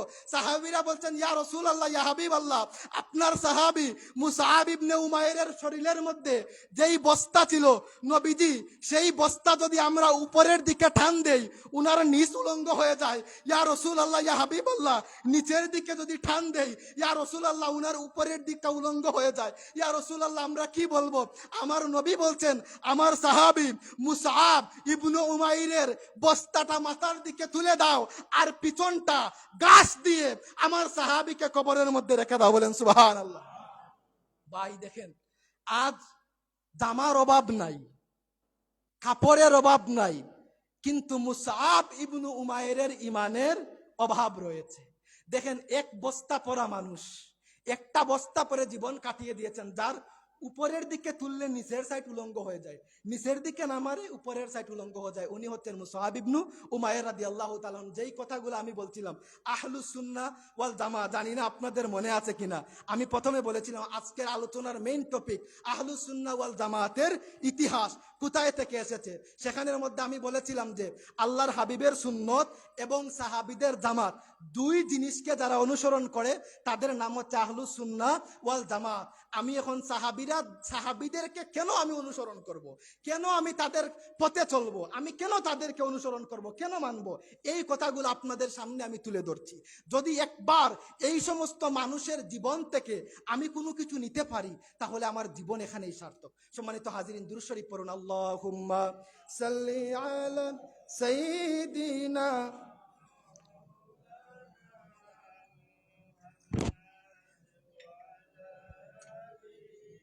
সাইয়্যিদিনা মাওলানা মুহাম্মদ। সম্মানিত হাজিরিন, দেখেন একইভাবে আমি যদি একের পর এক সাহাবীদের জীবন বলে যাই অসংখ্য সময় বলতে পারবো, তবে আমার আলোচনাটা সফল হবে তখন আমি যদি আমল করতে পারি, পাশাপাশি আপনারা যদি আমল করতে পারেন। কারণ আমি যে বক্তব্য দিচ্ছি, আমি যে এত বড় আমলওয়ালা মানুষ এরকম কিছু না, আমার থেকে আরো ভালো আমলওয়ালা মানুষ এখানের মধ্যে বসে আছেন, দায়িত্ব পড়েছে এজন্য এখানে এসেছি। সম্মানিত হাজিরিন, দেখেন সেম ভাবে আরেকজন সাহাবী, উনার নাম হচ্ছে আব্দুল্লাহ জুল বিজদারাইন, বিভিন্ন উচ্চারণ রয়েছে, জুল বিজদারাইন বা বাজদারাইন, অনেকে অনেকভাবে বলেন। তো উনি ছিলেন কি, উনার মা বিবাহ হয়েছে, উনি উনার চাচার কাছে বড় হয়েছে। উনি উনার চাচার কাছে যখন বড় হয়েছেন, এই সময়ে উনার মার বিবাহ হওয়ার কারণে উনার চাচার সম্পদ দেখাশোনা সবকিছু উনিই করতেন। একটা সময় আসলো যে উনি উনার চাচাকে বলছেন যে চাচা, আমাদের এই মক্কা শরীফের মধ্যে একজন মানুষ এসেছেন, উনি ইসলামের দাওয়াত দিচ্ছেন এবং উনি বলছেন যে উনি সত্য নবী, আপনার কি মনে হয়? চাচাকে বলছেন আপনার কি মনে হয়? চাচা তখন বলছে যে আমার তো উনাকে ভালো মানুষ মনে হয়, কারণ আল্লাহর নবীকে সবাই আনতা সাদিকুল আমিন বলতো, যদিও বিরোধিতা করতো, কেউ কখন ওনার দুশ্মনী করে নাই। উনি বলছেন যে আমার উনাকে ভালো মানুষ মনে হয়। ওই সময় আব্দুল্লাহ রাদিয়াল্লাহু তাআলা উনি বলছেন যে আমার চাচা, এই দিনটার অপেক্ষায় আমি ছিলাম, আমি প্রচুর আগ থেকে মুহাম্মদুর রাসূলুল্লাহর প্রেমে পড়ে গিয়েছি, মুহাম্মদুর রাসূলুল্লাহর ইসলামের প্রেমে আমি প্রচুর আগ থেকে পড়ে গিয়েছি, আপনার ডরে আমি আপনার কাছে বলতে পারি নাই। আপনি যেহেতু বলছেন উনি ভালো মানুষ, আপনিও ভালোবাসেন, তাহলে চলেন দুজন একসাথে চাই আল্লাহর হাবিবের কাছে গিয়ে কালিমাতু শাহাদাত পড়ে মুসলমান হয়ে যাই। কিন্তু ঘটনাটা ভিন্ন। কি হয়েছে জানেন? চাচা বলছেন এই কি বললেন, এতক্ষণ ঠিক ছিল, আমার বাপ দাদার ধর্ম ছেড়ে আমি কখনো নতুন ধর্মে যেতে পারবো? এই সময় আব্দুল্লাহ জুল বিজদারাইন রাদিয়াল্লাহু তাআলা আনহু বলছেন যে তাহলে নেন আপনার সবকিছু, আমি চলে গেলাম। উনি বলছেন আপনি কি বলছেন, হুঁশ আছে? উনি বলছেন আমি সজ্ঞানে বলছি। বলছেন তাহলে আজ এতদিন যেই সমস্ত এই আপনার গবাদি পশু আপনি লালন পালন করতেন সমস্ত কিছু আপনি ছেড়ে দেন। উনি বলছেন আমি ছেড়ে দিলাম। পরনের যেই পোশাক, এই পোশাক খুলে দেন। উনি বলছেন আমি খুলে দিলাম, আমি তারপরে ইসলামের মধ্যে গিয়ে চলে যাব। এই সময় আল্লাহ রাসূল সাল্লাল্লাহু আলাইহি সাল্লাম দেখেন একবার যদি ইসলাম ঈমান ঢুকে যায় কেমন হয়। উনার চাচা উনার কাছ থেকে সম্পত্তি কেড়ে নিয়েছে, উনার পরনের মধ্যে যেই পোশাকটা খুলে নিয়েছে, যুবক মানুষ উলঙ্গ অবস্থায় উনার মায়ের কাছে চলে গিয়েছেন, গিয়ে বলেছেন মা আপনার কাছে আমি আর কোনো কিছু চাই না। মা যখন দেখেছেন উনার যুবক সন্তান উলঙ্গ অবস্থায় উনার কাছে চলে এসেছেন, চিৎকার করে কেঁদে ফেলেছেন। এই সময় উনি বলেছেন আমাকে কিছু দেওয়া লাগবে না, আমার লজ্জাস্থান ঢাকার জন্য একটা কাপড় আমাকে দিয়ে দিলেই হবে। ভাই দেখেন ইসলাম কাকে বলে, এত সহজে আসে নাই। ওই সময় উনার মা কি করেছেন, ঘর থেকে এনে এক টুকরো কম্বল উনাকে দিয়েছেন। কম্বলটাকে উনি ভাগ করেছেন দুই ভাগে ভাগ করে একটা ভাগ দিয়ে উনি নিচে পড়েছেন আর একটা ভাগ উপরে। একটা কম্বল গায়ে দিয়ে আল্লাহর হাবিব মুহাম্মদুর রাসূলুল্লাহ সাল্লাল্লাহু আলাইহি ওয়াসাল্লামের দরবারের মধ্যে গিয়েছেন। ইয়া রাসূলুল্লাহ, ইয়া হাবিবাল্লাহ, আমি আপনার কাছে চলে এসেছি আমার সবকিছু ফেলে দিয়ে। পরনে কি? দুই টুকরা কাপড়, একটু টুকরা কাপড় নিচে, আরেক টুকরো কাপড় উপরে, আল্লাহর হাবিবের কাছে গিয়েছেন। ওই সময় গিয়ে বলছেন, ইয়া রাসূলুল্লাহ, ইয়া হাবিব আল্লাহ, আমি কোনো কিছু বুঝি না, আপনি আমাকে মুসলমান করান। আল্লাহ রাসূল সাল্লাল্লাহু আলাইহি সাল্লামের হাতে হাত রেখেছেন, ইসলামের কালিমা পরে মুসলমান হয়ে গিয়েছেন। উনি আহলুস সুফার বাসিন্দা হয়ে গেলেন। আহলুস সুফা কি? যারা মসজিদে নববীর মধ্যে থাকতেন, উনাদেরকে ইসলামের মেহমান বলা হয়। উনারা কোনো কাজ করতেন না। কেউ যদি কোনো হাদিয়া দেয় নবীকে, সেখান থেকে উনারা খেয়ে দিয়ে জীবনযাপন করতেন। অনেকের স্ত্রী সংসার হয়েছিল না। দেখেন ভাই, ইসলামের জন্য উনারা কতটুকু ত্যাগ স্বীকার করেছেন। আহলে সুফার মানুষ হয়ে গেলেন। উনি বললেন, ইয়া রাসূলুল্লাহ, ইয়া হাবিবাল্লাহ, আমার বড় ইচ্ছা, আমাকে আপনি কোরআনের শিক্ষা দেন। ইয়া রাসূলুল্লাহ, আপনি আমাকে কোরআনের শিক্ষা দেন। আল্লাহ রাসূল সাল্লাল্লাহু আলাইহি ওয়াসাল্লাম উনাকে কোরআনের শিক্ষা দিলেন। কোরআনের শিক্ষা দেওয়ার পরে উনি এত জোরে কোরআনের তিলাওয়াত করতেন, আসহাবে সুফার মধ্যে যত মানুষ থাকতেন প্রত্যেক মানুষ বলতেন যে, ইয়া রাসূলুল্লাহ, ইয়া হাবিবাল্লাহ, আপনার সাহাবীর তিলাওয়াতের কারণে আমরা নামাজই পড়তে পারি না। এত দূরে উনি তিলাওয়াত করেন। ইয়া রাসূলুল্লাহ, ইয়া হাবিবাল্লাহ, আপনি একটা ব্যবস্থা করেন না, উনাকে বলেন যে একটু নিম্ন সুরে তেলাওয়াত করার জন্য। আল্লাহ রাসূল সাল্লাল্লাহু আলাইহি ওয়াসাল্লাম বলেছেন, হে আমার সাহাবীরা শুনে রাখো, আমার সাহাবী ও এমনিতে এখানের মধ্যে আসে নাই। আমার সাহাবী আমার দরবারের মধ্যে এসেছে। দরবারের ইসালতে আসার পিছনে অসংখ্য অগণিত ত্যাগ এবং কুরবানি শিকারের মাধ্যমে এসেছে। আমার সাহাবী যখন আমার মধ্যে এসে পড়েছে, তার ঈমানটা অনেক বড়। এজন্যে সে যখন কোরআনের তেলাওয়াত করে, তার তেলাওয়াতের আওয়াজটাও বড় হয়ে যায়। বলেন সুবহানাল্লাহ। সম্মানিত হাজিরিন, এই সময়ে আল্লাহ পাক রব্বুল আলামিনের অর্ডার চলে আসলো, ইয়া রাসূলুল্লাহ, ইয়া হাবিবাল্লাহ, আপনি তাবুক যুদ্ধের মধ্যে যেতে হবে। তাবুক যুদ্ধ একমাত্র যুদ্ধ, আল্লাহর নির্দেশ। যুবক হন অথবা বৃদ্ধ হন, সুস্থ হন অথবা অসুস্থ হন, আপনাকে তাবুক যুদ্ধে অংশগ্রহণ করতে হবে। আপনি যদি অংশগ্রহণ না করেন, তাহলে আপনি মুনাফিকের খাতায় নাম উঠে যাবে। আর কোনো যুদ্ধের জন্য এই বিধান নাই। তাবুক যুদ্ধের একাই এই বিধান ছিল, আপনি অসুস্থ হন, সুস্থ হন, যেরকম হন, আপনি সেখানের মধ্যে যেতে হবে। যদি না যান, আপনি মুনাফিক। এই সময়ে দেখেন কখন তাবুক যুদ্ধ, যখন এই আপনার মদিনা শরীফের ফসল কাটার সময়। যেমন আমি যদি উদাহরণ দেই, কিছুদিন আগে আপনারা ফসল কাটছেন, ধান কাটছেন, ওই সময় যদি আপনাদেরকে বলা হতো যে কোথায় আপনারা সফরের মধ্যে যান, আপনারা কি সেখানে যাইতেন? ওই সময় কিন্তু আপনারা সফরের মধ্যে যাইতেন না। কিন্তু ওই সময় সাহাবীদেরকে যখন নবীজি বলেছেন যে আপনারা ওই সময় সফরের মধ্যে যান, সফরের মধ্যে যখন ওই সময় আপনারা যুদ্ধের মধ্যে যান, উনি কি করেছেন? সমস্ত ফসল রেখে উনারা তাবুক যুদ্ধের জন্য রওনা হয়ে গিয়েছেন। তা ওই সময় আল্লাহ রসুলের ওই সাহাবী বলছেন, ইয়া রাসূলুল্লাহ, ইয়া হাবিবাল্লাহ, আপনি আমাকে অনুমতি দেন, আমি তাবুক যুদ্ধের মধ্যে যাব এবং আল্লাহর কাছে দোয়া করেন, ইয়া রাসূলুল্লাহ, ইয়া হাবিবাল্লাহ, আমি যেন তাবুক যুদ্ধের মধ্যে শহীদ হয়ে যাই। ইয়া রাসূলুল্লাহ, ইয়া হাবিবাল্লাহ, আমার বড় ইচ্ছা, ইয়া রাসূলুল্লাহ, আমি যখন যুদ্ধের মধ্যে যাব আমি শহীদ হব। ওই সময় সম্মানিত হাজিরিন, ওই সময় আল্লাহ রসুল সাল্লাল্লাহু আলাইহি ওয়াসাল্লামের এই সাহাবীকে উনি একটা, এই যে ধরেন খেজুর বা এরকম গাছের একটা ডাল দিয়েছেন। ডাল দিয়ে বলছেন, হে আমার সাহাবী, আমি নবী বলে দিলাম, কোন কাফের তোমার শরীর থেকে রক্ত বাহির করতে পারবে না। সাহাবী বলছেন, ইয়া রাসূলুল্লাহ, ইয়া হাবিবাল্লাহ, আপনাকে আমি বললাম আমি জিহাদের মধ্যে গিয়ে শহীদ হব, কি নাকি আপনি বলছেন যে আমি জিহাদের মধ্যে শহীদই হব না? আল্লাহ রসুল বলছেন, হে আমার সাহাবী, তুমি ইসলামের জন্য যেই ত্যাগ এবং কুরবানি স্বীকার করেছো, আমি মুহাম্মদুর রাসূলুল্লাহ অর্ডার দিয়ে দিলাম, তুমি যদি উটের পিঠ থেকে পড়ে মারা যাও, আল্লাহ পাক রব্বুল আলামিন তোমার নাম শহীদের খাতার মধ্যে লিখে দিবেন। বলেন সুবহানাল্লাহ। যেই কথা সেই কাজ। আল্লাহর হাবিবের সেই সাহাবী যুদ্ধের মধ্যে গেলেন, যুদ্ধে কোনো মানুষ উনার শরীর থেকে রক্তই বাহির করতে পারে না। এরপরে যখন গিয়েছেন, যাওয়ার পরে সেখানের মধ্যে উনি ইন্তেকাল করেছেন, মারা গিয়েছেন। যখন মারা গিয়েছেন, আল্লাহ রসুল সাল্লাল্লাহু আলাইহি সাল্লাম দেখেন কত বড় ভাগ্য। বেলাল রাদিয়াল্লাহু তাআলা আনহু যে আলো দেওয়ার জন্য মক্স যেগুলা বলা হয়, জানি না আগের যুগে কি বলা হতো, এইটা বললেন আলো দেওয়ার জন্য। ওই সময় আগুন দিয়ে জ্বালানো হলো। আর আবু বকর, উমর, সমস্ত সাহাবী, উসমান রাদিয়াল্লাহু তাআলা আনহু সহ সবাই হাজির। এই সময় আল্লাহ রসুল সাল্লাল্লাহু আলাইহি ওয়াসাল্লাম নিজে কবরের মধ্যে উনাকে রেখেছেন। কবরের মধ্যে রাখার পরে বলছেন, ইয়া রাসূলুল্লাহ, ইয়া হাবিবাল্লাহ, আল্লাহ রসুল বলছেন, রব্বুল আলামিন এই মানুষটার প্রতি বিকাল বেলা পর্যন্ত আমি নবী সন্তুষ্ট ছিলাম, আপনিও এই মানুষটার প্রতি সন্তুষ্ট হয়ে যান। কত বড় কথা বলছেন। আল্লাহর নবী যার জন্য দোয়া করছেন রব্বুল আলামিন, বিকাল পর্যন্ত উনার প্রতি আমি সন্তুষ্ট ছিলাম, আপনিও সন্তুষ্ট হয়ে যান।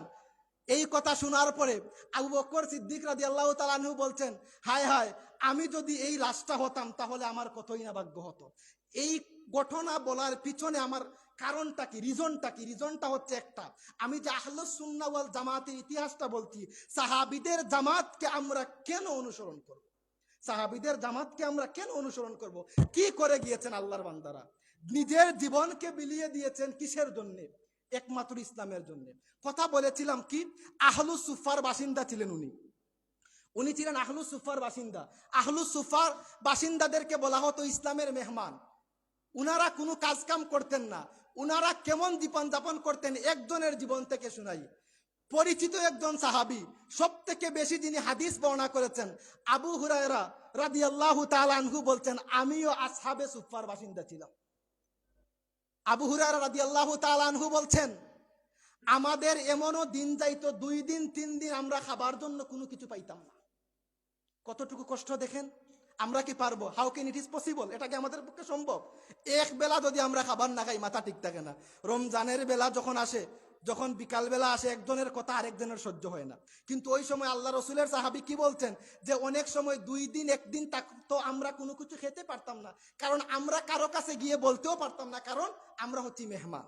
কারণ মেহমান তো কারো কাছে গিয়ে খোঁজা যায় না। উনি বলতেন, একদিন আমি আবু হুরায়রার পেটের মধ্যে এত খিদা লেগেছে যে আমার অবস্থা একদম কাহিল। আমি কোনো 3rd ক্লাস বইয়ের কথা বলছি না, সরাসরি হাদিসের কিতাব থেকে বলছি। আপনারা বুখারী মুসলিম যদি সাহাবীদের মানাকিবে সাহাবা ওই অধ্যায়গুলো যদি পড়েন পেয়ে যাবেন। সম্মানিত হাজিরিন, এই সময় উনি বলছেন যে আবু হুরায়রা, আমি ঘর থেকে বাহির হলাম, মসজিদ নববী থেকে বাহির হলাম। বাহির হওয়ার পরে আমি দেখতে পেলাম যে আল্লাহ রসুলের সাহাবী আবু বকর সিদ্দিক রাদিয়াল্লাহু তাআলা আনহু রাস্তা দিয়ে হেঁটে যাচ্ছেন। উনাকে আমি গিয়ে জিজ্ঞেস করলাম একটা কোরআনের আয়াতের ব্যাখ্যার কথা। আবু হুরায়রা বলছেন, কিন্তু এর ব্যাখ্যা আমি নিজেও জানি। কেন ব্যাখ্যার কথা বলছি? উনাকে যদি আমি এই ব্যাখ্যার কথা বলি, হয়তো উনি আমাকে ব্যাখ্যার কথা বলবেন, আর আলাপ করতে করতে যদি উনার ঘর পর্যন্ত চলে যায়, হয়তো আবু বকর সিদ্দিক রাদিয়াল্লাহু তাআলা আনহু আমাকে কিছু খাবার দিবেন, কারণ পেটের জ্বালা তো আর সহ্য হয় না। দেখেন ভাই কতটুকু কষ্ট। আবু হুরায়রা রাদিয়াল্লাহু তাআলা আনহু বলছেন, উনার সাথে কথা বললাম, কথা বলতে বলতে উনার ঘর পর্যন্ত চলে গেলাম, কিন্তু উনি ঘরের মধ্যে গেলেন, আমাকে খাবারের জন্য বললেন না। নিরাশ হয়ে আমি চলে আসলাম। পাশের মধ্যে দেখলাম উমর ইবনে খাত্তাব রাদিয়াল্লাহু তাআলা আনহু হেঁটে হেঁটে যাচ্ছেন। দৌড় দিয়ে উনার কাছে গেলাম। আমিরুল মুমিনিন গিয়ে বললাম, উমর ইবনে খাত্তাব রাদিয়াল্লাহু তাআলা আনহু, আপনি কি জানেন ওই আয়াতের ব্যাখ্যা? আরেকটি আয়াতের কথা। আবু হুরায়রা বলছেন, এই আয়াতের ব্যাখ্যাও আমি নিজে জানি। বলার পিছনে কারণ কি?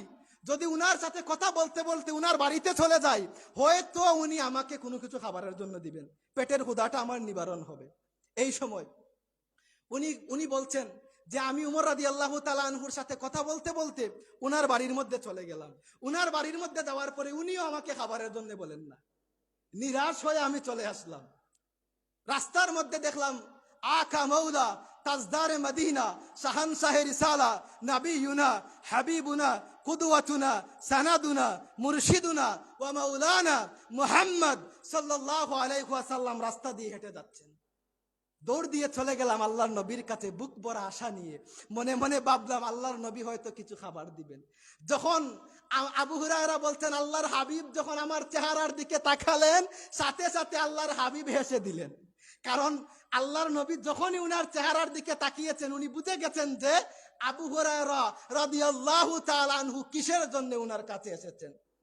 আবু হুরায়রা রাদিয়াল্লাহু তাআলা আনহুকে নিয়ে উনি উনার ঘরের মধ্যে গিয়েছেন। তো আল্লাহর নবীও তো আর এরকম বিলাসবহুল জীবনযাপন করেন নাই, নবীও তো গরিব এই হালতে জীবনযাপন করেছেন।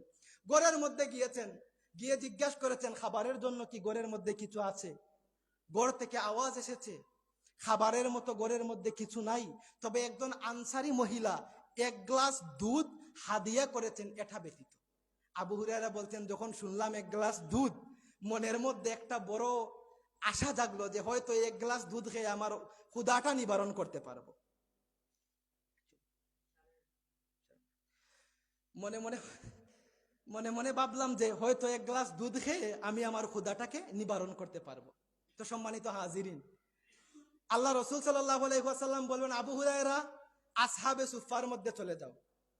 আসহাবে সুফার মধ্যে চলে গিয়ে বলো, হে আসহাবে সুফার বাসিন্দারা, আল্লাহর হাবিব মুহাম্মদুর রাসূলুল্লাহ সাল্লাল্লাহু আলাইহি ওয়াসাল্লাম দাওয়াত করেছেন উনার ঘরের মধ্যে দুধ পান করার জন্য। বলেন সুবহানাল্লাহ। আবু হুরায়রা রাদিয়াল্লাহু তাআলা আনহু মনে মনে ভাবছেন যে আসলাম কিসের জন্য, হইল বাকি আসলাম এক গ্লাস দুধ খেয়ে হয়তো নিজের জীবনটা বাঁচাবো। আল্লাহ রসুল বললেন, আহলে সুফার যত মানুষ সবাইকে নিয়ে আসো, আমার ভাগ্যের কি পড়বে। মনের মধ্যে একটা জ্বালা। তারপরে আল্লাহ রসুলের আদেশ, বলেছেন চলে যান, যেতে হবে। গিয়েছেন, গিয়ে বলছেন আহলে সুফার বাসিন্দারা আপনারা চলে আসেন। সবাই তখন আল্লাহ রসুল সাল্লাল্লাহু আলাইহি ওয়াসাল্লামের ঘরের মধ্যে চলে আসলেন। আবু হুরায়রাকে বললেন, হে আবু হুরায়রা, আপনি এই গ্লাস দিয়ে সমস্ত মানুষকে দুধ পান করানো শুরু করেন। আবু হুরায়রা মনটাকে বেজার করে দুধ পান করা শুরু করিয়েছেন। প্রথম মানুষ দুধ পান করেছেন একদম পেট ভরে, দ্বিতীয় জন দুধ পান করেছেন পেট ভরে, তৃতীয় জন দুধ পান করেছেন পেট ভরে। কিন্তু এক গ্লাস দুধের সম্পূর্ণ গ্লাস ভরাই রয়ে গেল, এক ফুটও খালি হয় না। বলেন সুবহানাল্লাহ। আবু হুরায়রা তখন বলছেন, হয়তো আজ আমরা আল্লাহ রসুলের নতুন কোন একটা মুজেজা দেখব। তখন উনার বিশ্বাস হয়েছে যে আচ্ছা তাইলে ঠিক আছে, আমার পক্ষেও খাওয়া সম্ভব। সবাইকে যখন দিয়েছেন, দেওয়ার পরে আল্লাহ রাসূল সাল্লাল্লাহু আলাইহি ওয়াসাল্লাম বলছেন, হে আবু হুরায়রা পান করো। আবু হুরায়রা প্রথমবার পান করেছেন পেট ভরে, আবার টেবিলের মধ্যে রেখেছেন বা যেখানে রাখার কথা সেখানে রেখেছেন। আল্লাহ রসুল বলছেন আবার পান করো। আবু হুরায়রা আবার পান করেছেন, আবার রেখেছেন। আল্লাহ রসুল বলছেন আবার পান করো।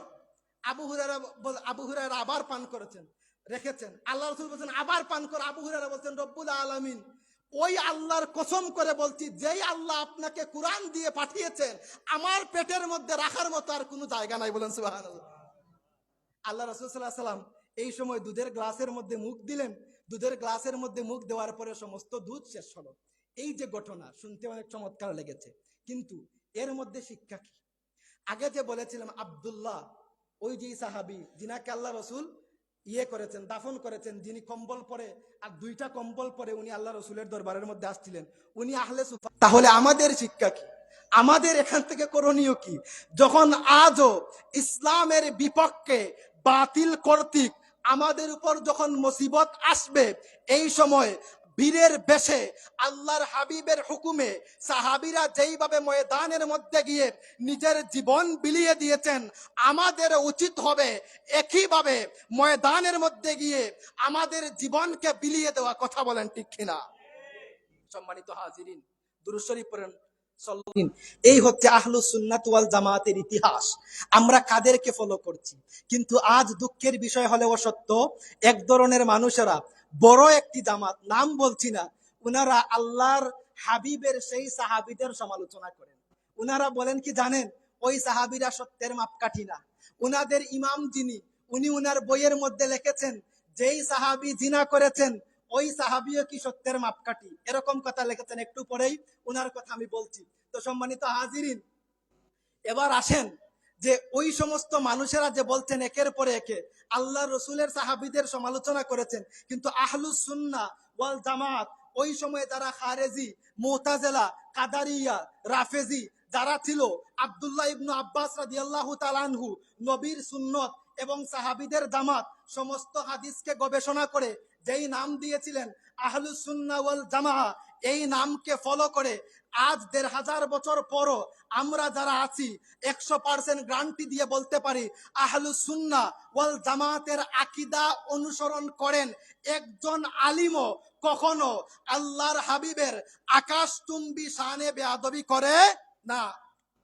আল্লাহর হাবিবের একজন সাহাবীর সমালোচনাও করে না। আসেন একজন সাহাবীর আপনার বীরত্বের কথা বলি। আজ যখন আমার তো মনে হয় না এমন ইমান আমাদের মধ্যে নাই। একজন জালিম শাসক, তা যদিও সে মুসলিম ছিল, মুসলিম যদিও ছিল, তারপরেও সে জালিম। ইতিহাসের কিতাবের মধ্যে তাকে বলা হয়েছে আজলামু হাযিহিল উম্মাহ, এই উম্মতের মধ্যে সবথেকে বড় জালিম সে ছিল। তার নাম কি জানেন? হাজ্জাজ বিন ইউসুফ। তাকে বলা হতো এই উম্মতের সবথেকে বড় জালিম। তিরমিজি শরীফের একটা বর্ণনার মধ্যে আমি দেখলাম ১,২০,০০০ মানুষকে সে গ্রেফতার করে হত্যা করেছে। গ্রেফতার বলতে মানুষকে ধরে নিয়েছে, ধরে নেওয়া যাওয়ার পরে তার জেলখানায় বন্দী করে রেখেছে, জেলখানা থেকে তারপরে তাদেরকে মেরেছে। এখন একজন মানুষ যদি তার জেলখানার মধ্যে রেখে 1,20,000 মানুষকে হত্যা করে, তাহলে বলুন তো রাস্তা সে হত্যা করেছে। এমন উগ্র মানুষটা ছিল জানেন, সে বলতো আমি হাজ্জাজ বিন ইউসুফ যদি বলি যে মসজিদের এই দরজা দিয়ে আপনি বাহির হন, আর কোনো মানুষ যদি মসজিদের ওই দরজা দিয়ে বাহির হয়, তাহলে ওই মানুষের গর্দান থেকে মাথা আলাদা করা আমার জন্য ফরজ। নাউজুবিল্লাহ বলে, এমন আকীদা তার ছিল। সে বলতো আমি যদি রায় দেই আর একজন গোত্র যদি নিরপরাধ হয়, অপর গোত্র যদি অপরাধী হয়, আমি যদি নিরপরাধ গোত্রকে অপরাধী বলি আর যারা অপরাধী নয় তাদেরকে অপরাধী বলি, তাহলে ওরা যদি না মানে তাদেরকেও হত্যা করা আমার প্রতি ফরজ। মানে তার একটা আকীদা ছিল, শাসক যদি কোনো কিছু বলেন আর যারা তার অধীনস্থ রয়েছেন তারা যদি না মানেন, তাহলে তাকে হত্যা করা শাসকের জন্য জায়েজ। বলেন নাউজুবিল্লাহ। এই এই এই মাসালাকে সে অনুসরণ করতে, এটা তার বান্ত মাসালা। জুবাইর রাদিয়াল্লাহু তাআলা আনহু, উনাকে কিসের জন্য মেরেছে? তার একটা ধারণা ছিল যে তৎকালীন সময়ে শাসক যতক্ষণ মসজিদের মধ্যে না আসবেন ততক্ষণ পর্যন্ত খতিব সাহেব জুমার নামাজ পড়াতে পারবেন না। তো সে কি করত, জুমার নামাজের ওয়াক্ত শেষ হয়ে গেছে, শেষ হয়ে যায় অবস্থা, আসরের ওয়াক্ত শুরু হয় অবস্থা, এই সময় মসজিদের মধ্যে আসতো।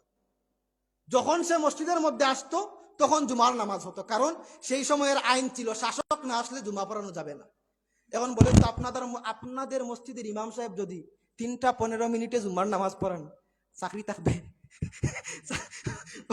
ইমাম সাহেবের দুষ্ট আমরা এমনি তিতুকাই।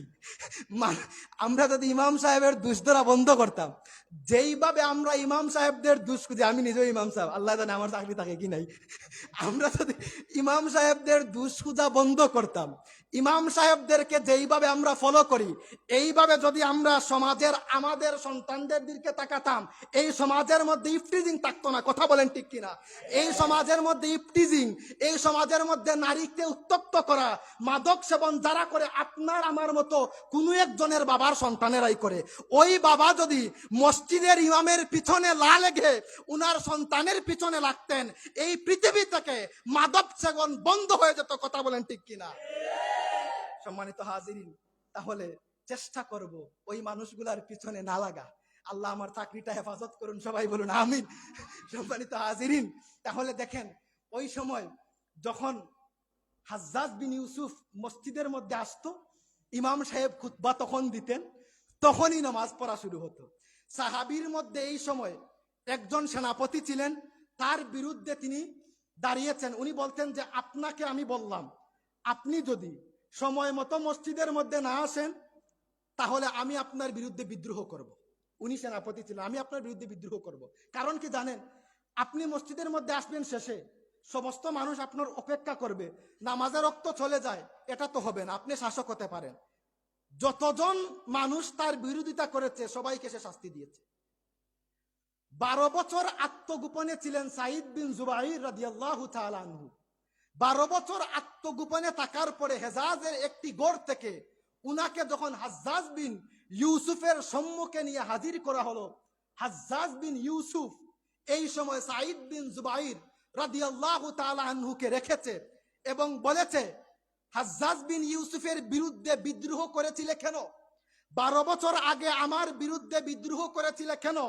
সাঈদ বিন জুবাইর বলেছেন, আমি আপনার বিরুদ্ধে বিদ্রোহ করি নাই, কারণ আমি যার অধীনে ছিলাম, যেই সেনাপতির অধীনে আমি ছিলাম, সেনাপতি আপনার বিরুদ্ধে গিয়েছেন, আপনি তো বলেছেন আমি তার কাছে বায়াত নিয়েছি, আমার সেনাপতি আমাকে যা বলবেন আমি তা করব।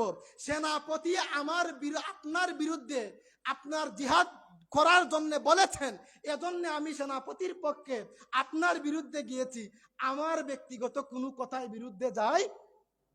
ওই সময় হাজ্জাজ বিন ইউসুফ বলছে, তাহলে আমার কাছে যে 2বার বায়াত নিলি, ওই কথা কি তোর মনে নাই? সেনাপতির কাছে একবার বায়াত নিয়েছস, এই জন্যে আমার বিরুদ্ধে জিহাদ ঘোষণা করেছস, আমার বিরুদ্ধে বিদ্রোহ করেছস, তাহলে আমার কাছে যে 2বার বায়াত নিলি, এই কথা কোথায় ছিল? ওই সময় ডিরেক্টলি উনি আনসার দিয়েছেন। ওই সময় ডিরেক্ট আনসার দিয়ে বলছেন যে, শুনে রাখেন, আমি ওই সময় বিদ্রোহ করেছি কেন জানেন? আপনি যেই কাজগুলা করেছেন আল্লাহ রসুল এটা করেন নাই, খলিফা উসমান, আবু বকর, উমর, আলী কেউ করেন নাই, কিন্তু আপনি করেছেন, এজন্য আমি এটা করেছি। এই সময় সে তার নামকে ব্যঙ্গ করেছে। উনার নাম ছিল সাইদ বিন জুবাইর রাদিয়াল্লাহু তাআলা আনহু। উনাকে সে বলেছে, তোর নাম তোর মা বাবা ভুল রেখেছে। মানে কি জানেন? সে বলছে যে তোর নাম হওয়া দরকার ছিল শাকি ইবনু কাসির। কাসির মানে হচ্ছে বাঙ্গা, আর আপনার এই যে শাকি মানে হচ্ছে কপালপুরা। তাহলে তোর বাবা একটা বাঙ্গা মাল ছিল আর তুই তার ঘরের কপালপুরা, মানে এরকম একটা কথা। তাহলে তোর নামটা এরকম হওয়ার কথা ছিল। উনি বলছেন, আমার মা এবং আমার বাবা জেনে এবং শুনে আমার নাম রেখেছেন, আমি তোমার কুকথায় কখনো পরিচিত হবে না। বলেন সুবহানাল্লাহ। কার বিরুদ্ধে কথা বলছেন? হাজ্জাজ বিন ইউসুফ 1,20,000 মানুষকে যে নিরপরাধভাবে হত্যা করেছে, বন্দী করে নিয়ে হত্যা করেছে, উনার বিরুদ্ধে বীরের বেশে কথা বলছে। এই সময় উনাকে বলা হলো যে তাকে জেলের মধ্যে রেখে দাও। জেলের মধ্যে রাখা হলো। ঠিক টাইমে উনাকে যখন হত্যা করা হবে, এই সময় বলা হলো যে তাকে নিয়ে আসেন। কিন্তু যিনি তাকে আনার জন্য যাবেন, উনি তখন বলছেন যে বাদশাহ সাহেব, যাকে আপনি হত্যা করবেন উনি তো হাসতেছেন। এই সময় হাজ্জাজ বিন ইউসুফ বলছে, কথা ছিল, কারণ কি জানেন? তুমি বলেছিলে যে আমি বাঙ্গা মালের ঘরে খারাপ ভাগ্যের অধিকারী পুত্র। এবার আমি জবাব দিচ্ছি, আমার মা এবং আমার বাবা সাইদ বিন জুবাইর রেখেছেন, ভালোই রেখেছেন, কারণ আমার নামের অর্থ হচ্ছে সৌভাগ্যের অধিকারী। জানেন কি, আপনি যখন একটু পরে আমার গর্দান থেকে মাথা আলাদা করবেন, আমি শহীদ হয়ে যাব। আর আমার নবী বলেছেন, শহীদের রক্তের ফুটা জমিনের মধ্যে পড়ার আগে রব্বুল আলামিন তাকে জান্নাতি সার্টিফিকেট দিয়ে দেন। বলেন সুবহানাল্লাহ। তাহলে বলেন তো, আমি ভাগ্যপতি কিনা? আমার মা বাবা তো ঠিকই আমার নাম রেখেছেন। হাদিসের মধ্যে আসছে, শহীদদের রূহকে আল্লাহ পাক রব্বুল আলামিন জান্নাতি একটা সবুজ পাখির মধ্যে দিয়ে দেন, আর বলেন ডানা দিয়ে সমস্ত দুনিয়া উড়ে জান্নাতের সমস্ত নিয়ামত বক্ষণ করো, সমস্ত কিছু করো। তো উনি বলছেন, এর থেকে আমার সৌভাগ্য আর কি হতে পারে? উনাকে আনা হলো। যখন উনাকে আনা হলো হত্যা করার জন্য, জল্লাদকে বলছে উনাকে হত্যা করো। এই সময় সাইদ বিন জুবাইরকে বলা হয়েছে, তোমার কি কোনো কিছু চাওয়া আছে? সাইদ বিন জুবাইর এই সময় বলছেন, আমার একটা জিনিস চাওয়া আছে, আমি 2 রাকাত নামাজ পড়তে চাই। যতই আর আমি অগ্রসর হতে পারছি না, আমারও দম ফুরিয়ে আসবে অবস্থা। জায়নামাজ বিছিয়ে যদি নামাজের মধ্যে দাঁড়াতে পারি, একসাথে আল্লাহর হাবিবের সাহাবীদের সুন্নত পালন হয়ে যাবে। কারণ আমাদের আকীদা হচ্ছে আহলুস সুন্নাতি ওয়াল জামাআ। কারণ কি, আমরা সাহাবীদের জামাতের অনুসরণ করি। সম্মানিত হাজিরিন, উনি নামাজ পড়লেন। নামাজ পড়ার পরে উনি কাবা শরীফের দিকে মুখ দিলেন। কাবা শরীফের দিকে মুখ দিয়ে বলছেন, ইন্নী ওয়াজ্জাহতু ওয়াজহিয়া লিল্লাযী ফাতারা। তুমি বলো, স্বীকার করো আমি কাফির হয়ে গেছি। কেউ যদি বলতো সে কাফির হয়ে গেছে, হুজুর এনে তওবা করে নতুন করে তাকে মুসলমান করে দিতে বলেন নাউজুবিল্লাহ। সাইদ বিন জুবাইর কেউ বলেছে, হে সাইদ বিন জুবাইর, তুমি বলে ফেলো যে তুমি কাফির হয়ে গিয়েছো, আমি তোমাকে হুজুর এনে তওবা করে আবার তোমাকে ছেড়ে দিব। সাইদ বিন জুবাইর বলছেন, আমি তো কোনো কুফরি করি নাই, তাহলে আমি তওবা করব কেন? সাইদ বিন জুবাইর এই সময় বলছেন, ইন্নী ওয়াজ্জাহতু ওয়াজহিয়া লিল্লাযী ফাতারাস সামাওয়াতি ওয়াল আরদা হানিফা ওয়া মা আনা মিনাল মুশরিকিন। আমি এখানে তলোয়ারের নিচে বসেও আমার আল্লাহর একত্ববাদের ঘোষণা দিচ্ছি। বলেন সুবহানাল্লাহ। ওই সময় হাজ্জাজ বিন ইউসুফ বলছে, ও তো কাফির হয়ে গেছে, ও কেন তাওহীদের কলিমা বলবে? ওর মুখটা খ্রিস্টানদের কাবার দিকে ঘুরিয়ে দাও। খ্রিস্টানদের কাবা বলতে ওই যে বাইতুল মুকাদ্দাস, কাবা শরীফ। হাজ্জাজ বিন ইউসুফ বলল, একটা কাজ করেন, ওকে কোথাও দেওয়ার দরকার নাই, মাটির মধ্যে চেপে ধরেন। আলিমের মুখ আপনি কখনো বন্ধ করতে পারবেন না। আপনি যদি গাছে চলেন, আলিমরা আপনার পাতায় চলে। কিভাবে জানেন? হাজ্জাজ বিন ইউসুফ যখন নিরুপায় হয়ে উনাকে মাটির মধ্যে ধরেছে, উনি বলছেন, মিনহা খালাকনাকুম ওয়া ফিহা নুঈদুকুম ওয়া মিনহা নুখরিজুকুম তারাতান উখরা। এই মাটি থেকে এসেছে, আবারও তো এই মাটির মধ্যে যেতে হবে। হাজ্জাজ বিন ইউসুফ উত্তেজিত হলো এবং বলল, এই মুহূর্তে তার গর্দান থেকে মাথা আলাদা করে দাও। উনাকে হত্যা করা হলো। উনি হত্যা করার আগে এটাই আমার শেষ পরিয়া। দেখেন, উনাকে হত্যা করা হলো। হত্যা করার পরে দেখা গেল রক্তের বন্যা বেশি গেছে। ও বলছে, 1,20,000 মানুষ আমি হত্যা করেছি, এরকম ভাবে রক্ত কারো বাহির হয় নাই। পরীক্ষক বিজ্ঞানী, যারা চিকিৎসা বিজ্ঞানী ছিল তার সময়, তাদেরকে আনলো, এনে বলল যে দেখো তো রক্তকে পরীক্ষা করে সাইদ বিন জুবাইরের এত রক্ত কেন বাহির হচ্ছে? ওই সময় উনার দেহকে পরীক্ষা করা হলো, সার্চ করা হলো, উনাকে দেখা এবং বলা হলো যে আপনি এতদিন যাবৎ যত মানুষকে হত্যা করেছেন, মৃত্যুর সময় সবাই বয়ে ছিল, তাদের অন্তরটা শুকিয়ে গিয়েছিল, এর জন্য তাদের রক্তগুলা কমে গিয়েছে। কিন্তু সাইদ বিন জুবাইরকে আপনি যখন হত্যা করেছেন, তার অন্তরটা একদম একদম ভীত ছিল না, বরং আনন্দে আত্মহারা ছিল। এজন্য তার রক্তটা আরো তরল হয়ে গিয়েছে, যেহেতু পাতলা হয়ে গিয়েছে, তুলনামূলকভাবে অন্যদের থেকে সাইদ বিন জুবাইরের রক্ত বেশি বাইর হয়েছে। বলেন সুবহানাল্লাহ।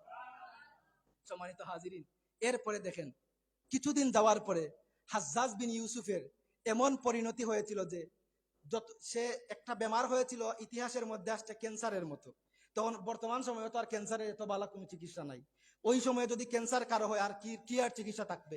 তো সে বড় মানুষ ছিল, সুঠাম দেহের অধিকারী ছিল, সে একদম হালকা চিকন মানুষ হয়ে গেল। তারপরে তার একটা রোগ হলো। রোগটা কি? যতক্ষণ সে চক্ষু খুলে থাকবে ততক্ষণ পর্যন্ত তার কোনো সমস্যা নাই। যখন সে চক্ষু বন্ধ করবে দেখে সাইদ বিন জুবাইর এসে বলছেন, হাজ্জাজ বিন ইউসুফ আমাকে নিরপরাধভাবে হত্যা কেন করেছিলেন?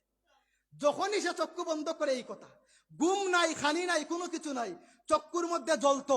যখন সে বন্ধ করতে একটু আরাম লাগতো, কিন্তু বন্ধ করার সাথে সাথে সাইদ বিন জুবাইর হাজির, হে হাজ্জাজ বিন ইউসুফ জালেম, আমাকে কেন হত্যা করেছিলে? কারণ কি জানেন? আল্লাহর নবী বলতেন, আমি ওই মানুষের দোয়াকে বড় ভয় পাই, জালিমের দোয়া, অর্থাৎ মজলুমের দোয়া। যারা মজলুম, ওই মানুষগুলা যখন আল্লাহর কাছে কোনো কিছু চায়, নবী বলছেন আল্লাহ এবং ওই বান্দার মধ্যে যত পর্দা, সমস্ত পর্দা উঠে যায়, সরাসরি আল্লাহর কাছে সেটা পৌঁছে যায়, আর আল্লাহ তা বরদাস্ত করতে পারবেন না। এজন্য আমার নবী সব সময় বলেছেন, আমার বান্দারা, আপনার ওই যে মজলুমের দোয়ার, মজলুমের কাজ, মজলুমকে কখনো আপনারা জুলুম করবেন না, সে যদি দোয়া করে জীবন নাজেহাল হয়ে যাবে। তো দেখেন সাইদ বিন জুবাইরের দোয়া কিভাবে কাজে লেগেছে। অবস্থা খারাপ, তার মৃত্যু হয়েছে, কিন্তু কোন ইতিহাসবিদ লিখেছেন তার মৃত্যুর আগে সে বলেছিল যে রব্বুল আলামিন, সবাই জানে আমি অপরাধী, সবাই জানে আমি অপরাধী। সে একটা কবিতার মাধ্যমে বলেছে, এক্স্যাক্টলি আরবি আমার এখন স্মরণে নাই, বাংলা আমি বলছি যে আল্লাহ, সবাই জানে আমি অপরাধী, আমাকে আপনি ক্ষমা করবেন না, কিন্তু আপনার তো দয়ার শেষ নাই। আপনি একটা কাজ করেন না, ওই সমস্ত মানুষের দিকে না তাকিয়ে, আমি তো আপনার গোলাম ছিলাম, আমি তো ইবাদত করেছি, মুসলমান ছিলাম, কাফির তো ছিলাম না রব্বুল আলামিন, তাহলে আমার ওই গুনার দিকে না তাকিয়ে ইবাদতের দিকে আমি যে করেছি, এরকম কিছু একটা ভালো দিকের দিকে তাকিয়ে আপনিও প্রমাণ করে দেন হাজ্জাজ বিন ইউসুফ দুনিয়ার সব থেকে বেশি খারাপ লোককেও আপনি ক্ষমা করতে পারেন। কোন ইতিহাসবিদ লিখেছেন, আল্লাহ ভালো জানেন তার সাথে কি হবে, আমি আর এ বিষয়ে নাক গলাচ্ছি না। তাহলে এই যেই কথা বললাম সাইদ বিন জুবাইর, দেখেন তো আমাদের আহলে সুন্নাহ ওয়াল জামাতের ইতিহাসটা কেমন।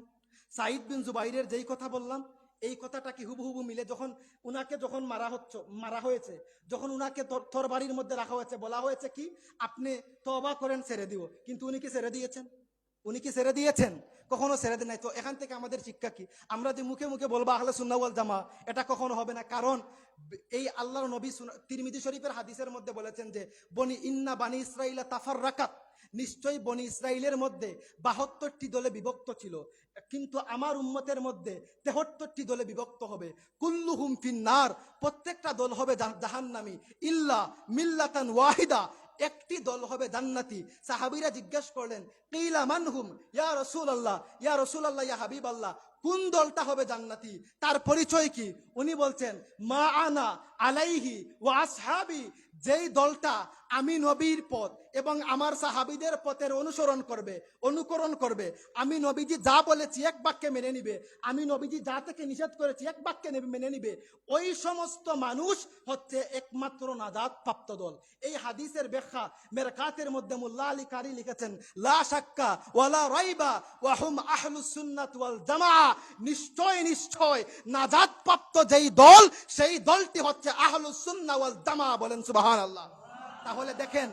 তাহলে দেখেন এই বাংলার জমিনে আমরা শাহজালাল মজররদ আল ইয়ামনির মাধ্যমে হয়েছি মুসলমান, আল্লামা ফুলতলি সাহেব কিবলা রাহমাতুল্লাহি আলাইহির মাধ্যমে হয়েছে আহলুস সুন্নাহ ওয়াল জামাআহ। আপনারা কি জানেন না, এই যখন আল্লামা ফুলতলি সাহেব কিবলা এই সময় ছিলেন, ওই সময় চতুর্মুখী ফিতনা, ওয়াহাবিবাদ, মৌদুদিবাদ আমাদেরকে ঘিরে ফেলেছিল। আল্লাহর বান্দা একার সংগ্রামে আজ হুব্বে রসুল সিলেটের মধ্যে টিকে রয়েছে। সিলেট বললে তো ভুল হবে, গোটা বিশ্বের মধ্যে এখন আল্লামা ফুলতলি সাহেব কিবলাকে তিনি সম্মানিত হাজিরিন। এইভাবে আল্লাহ রসুল সাল্লাল্লাহু আলাইহি ওয়াসাল্লামের সাহাবী থেকে শুরু করে এখন পর্যন্ত আহলুস সুন্নাত ওয়াল জামাতই একমাত্র হক। আমার বিষয়ে যেটা, আমি সেই বিষয়ে কথা বলছি। সর্বশেষ আমি বলেছিলাম আর মাত্র 9 মিনিট সময় রয়েছে, আমিও আর বেশি নিব না, কারণ গলা তো দাঁড়তে হবে।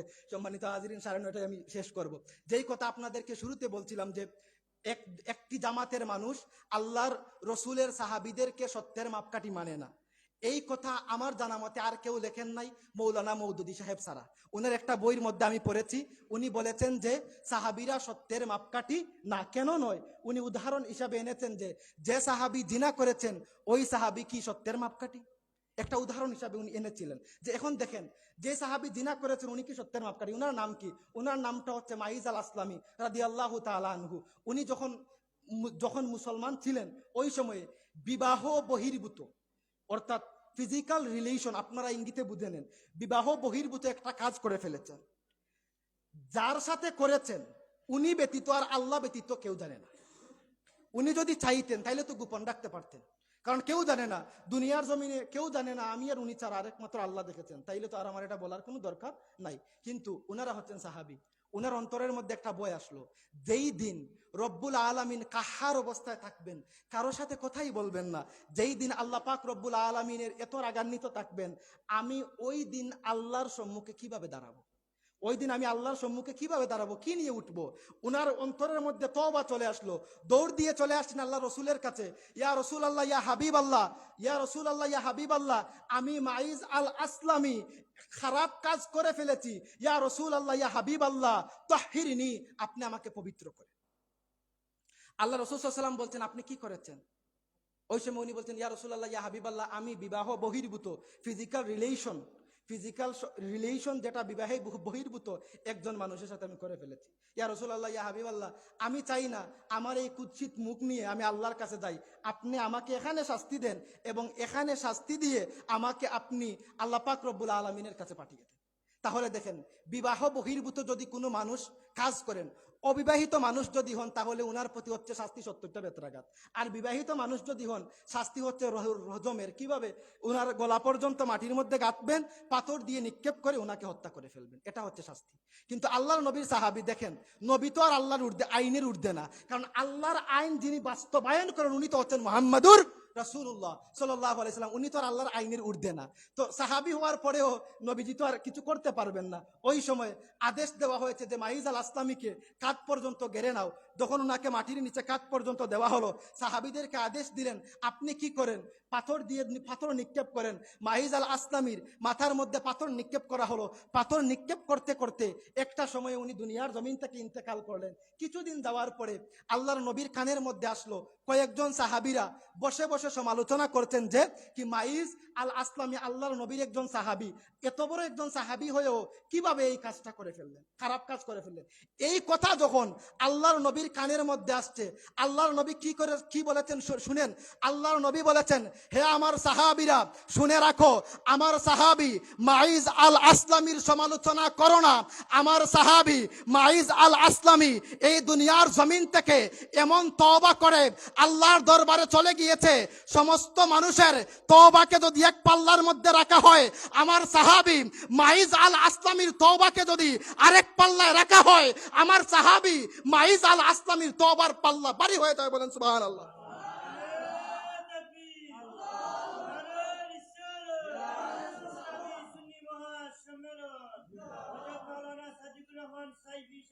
সম্মানিত হাজিরিন, এখন কি আপনি বলবেন ওই মানুষগুলা সত্যের মাপকাঠি ছিলেন না? যাদের ব্যাপারে আল্লাহর নবীর ফতোয়া যে সমস্ত উম্মতের তওবা একদিকে আর আমার সাহাবীর তওবা একদিকে। কিন্তু দেখেন, উনি অনেক আগে বই লিখেছেন, বর্তমানে তার আর কোনো সংশোধন নাই, এই আকীদাই লালন করছেন। সম্মানিত হাজিরিন, আমার কথা আর আমি বাড়াচ্ছি না। আল্লাহ পাক রব্বুল আলামিন যাহা বললাম এবং শুনলাম সবাইকে যেন আমল করার তৌফিক দান করেন। সবাই বলুন আমিন। আর বক্তব্য দিতে গিয়ে অনেক সময় ভাষাগত দিক থেকে বা এখানে আমার বাবার বয়সী বা আমার থেকে অনেক বড় বড় আমার থেকে অনেক বড় বড় মানুষ এখানে বসা, আমার ডান বাম যেই দিকে দেখছেন এখানের মধ্যে অনেক অসংখ্য খতিবরা বসা, যারা প্রত্যেকে শুক্রবারে মিম্বরে বক্তব্য দেন।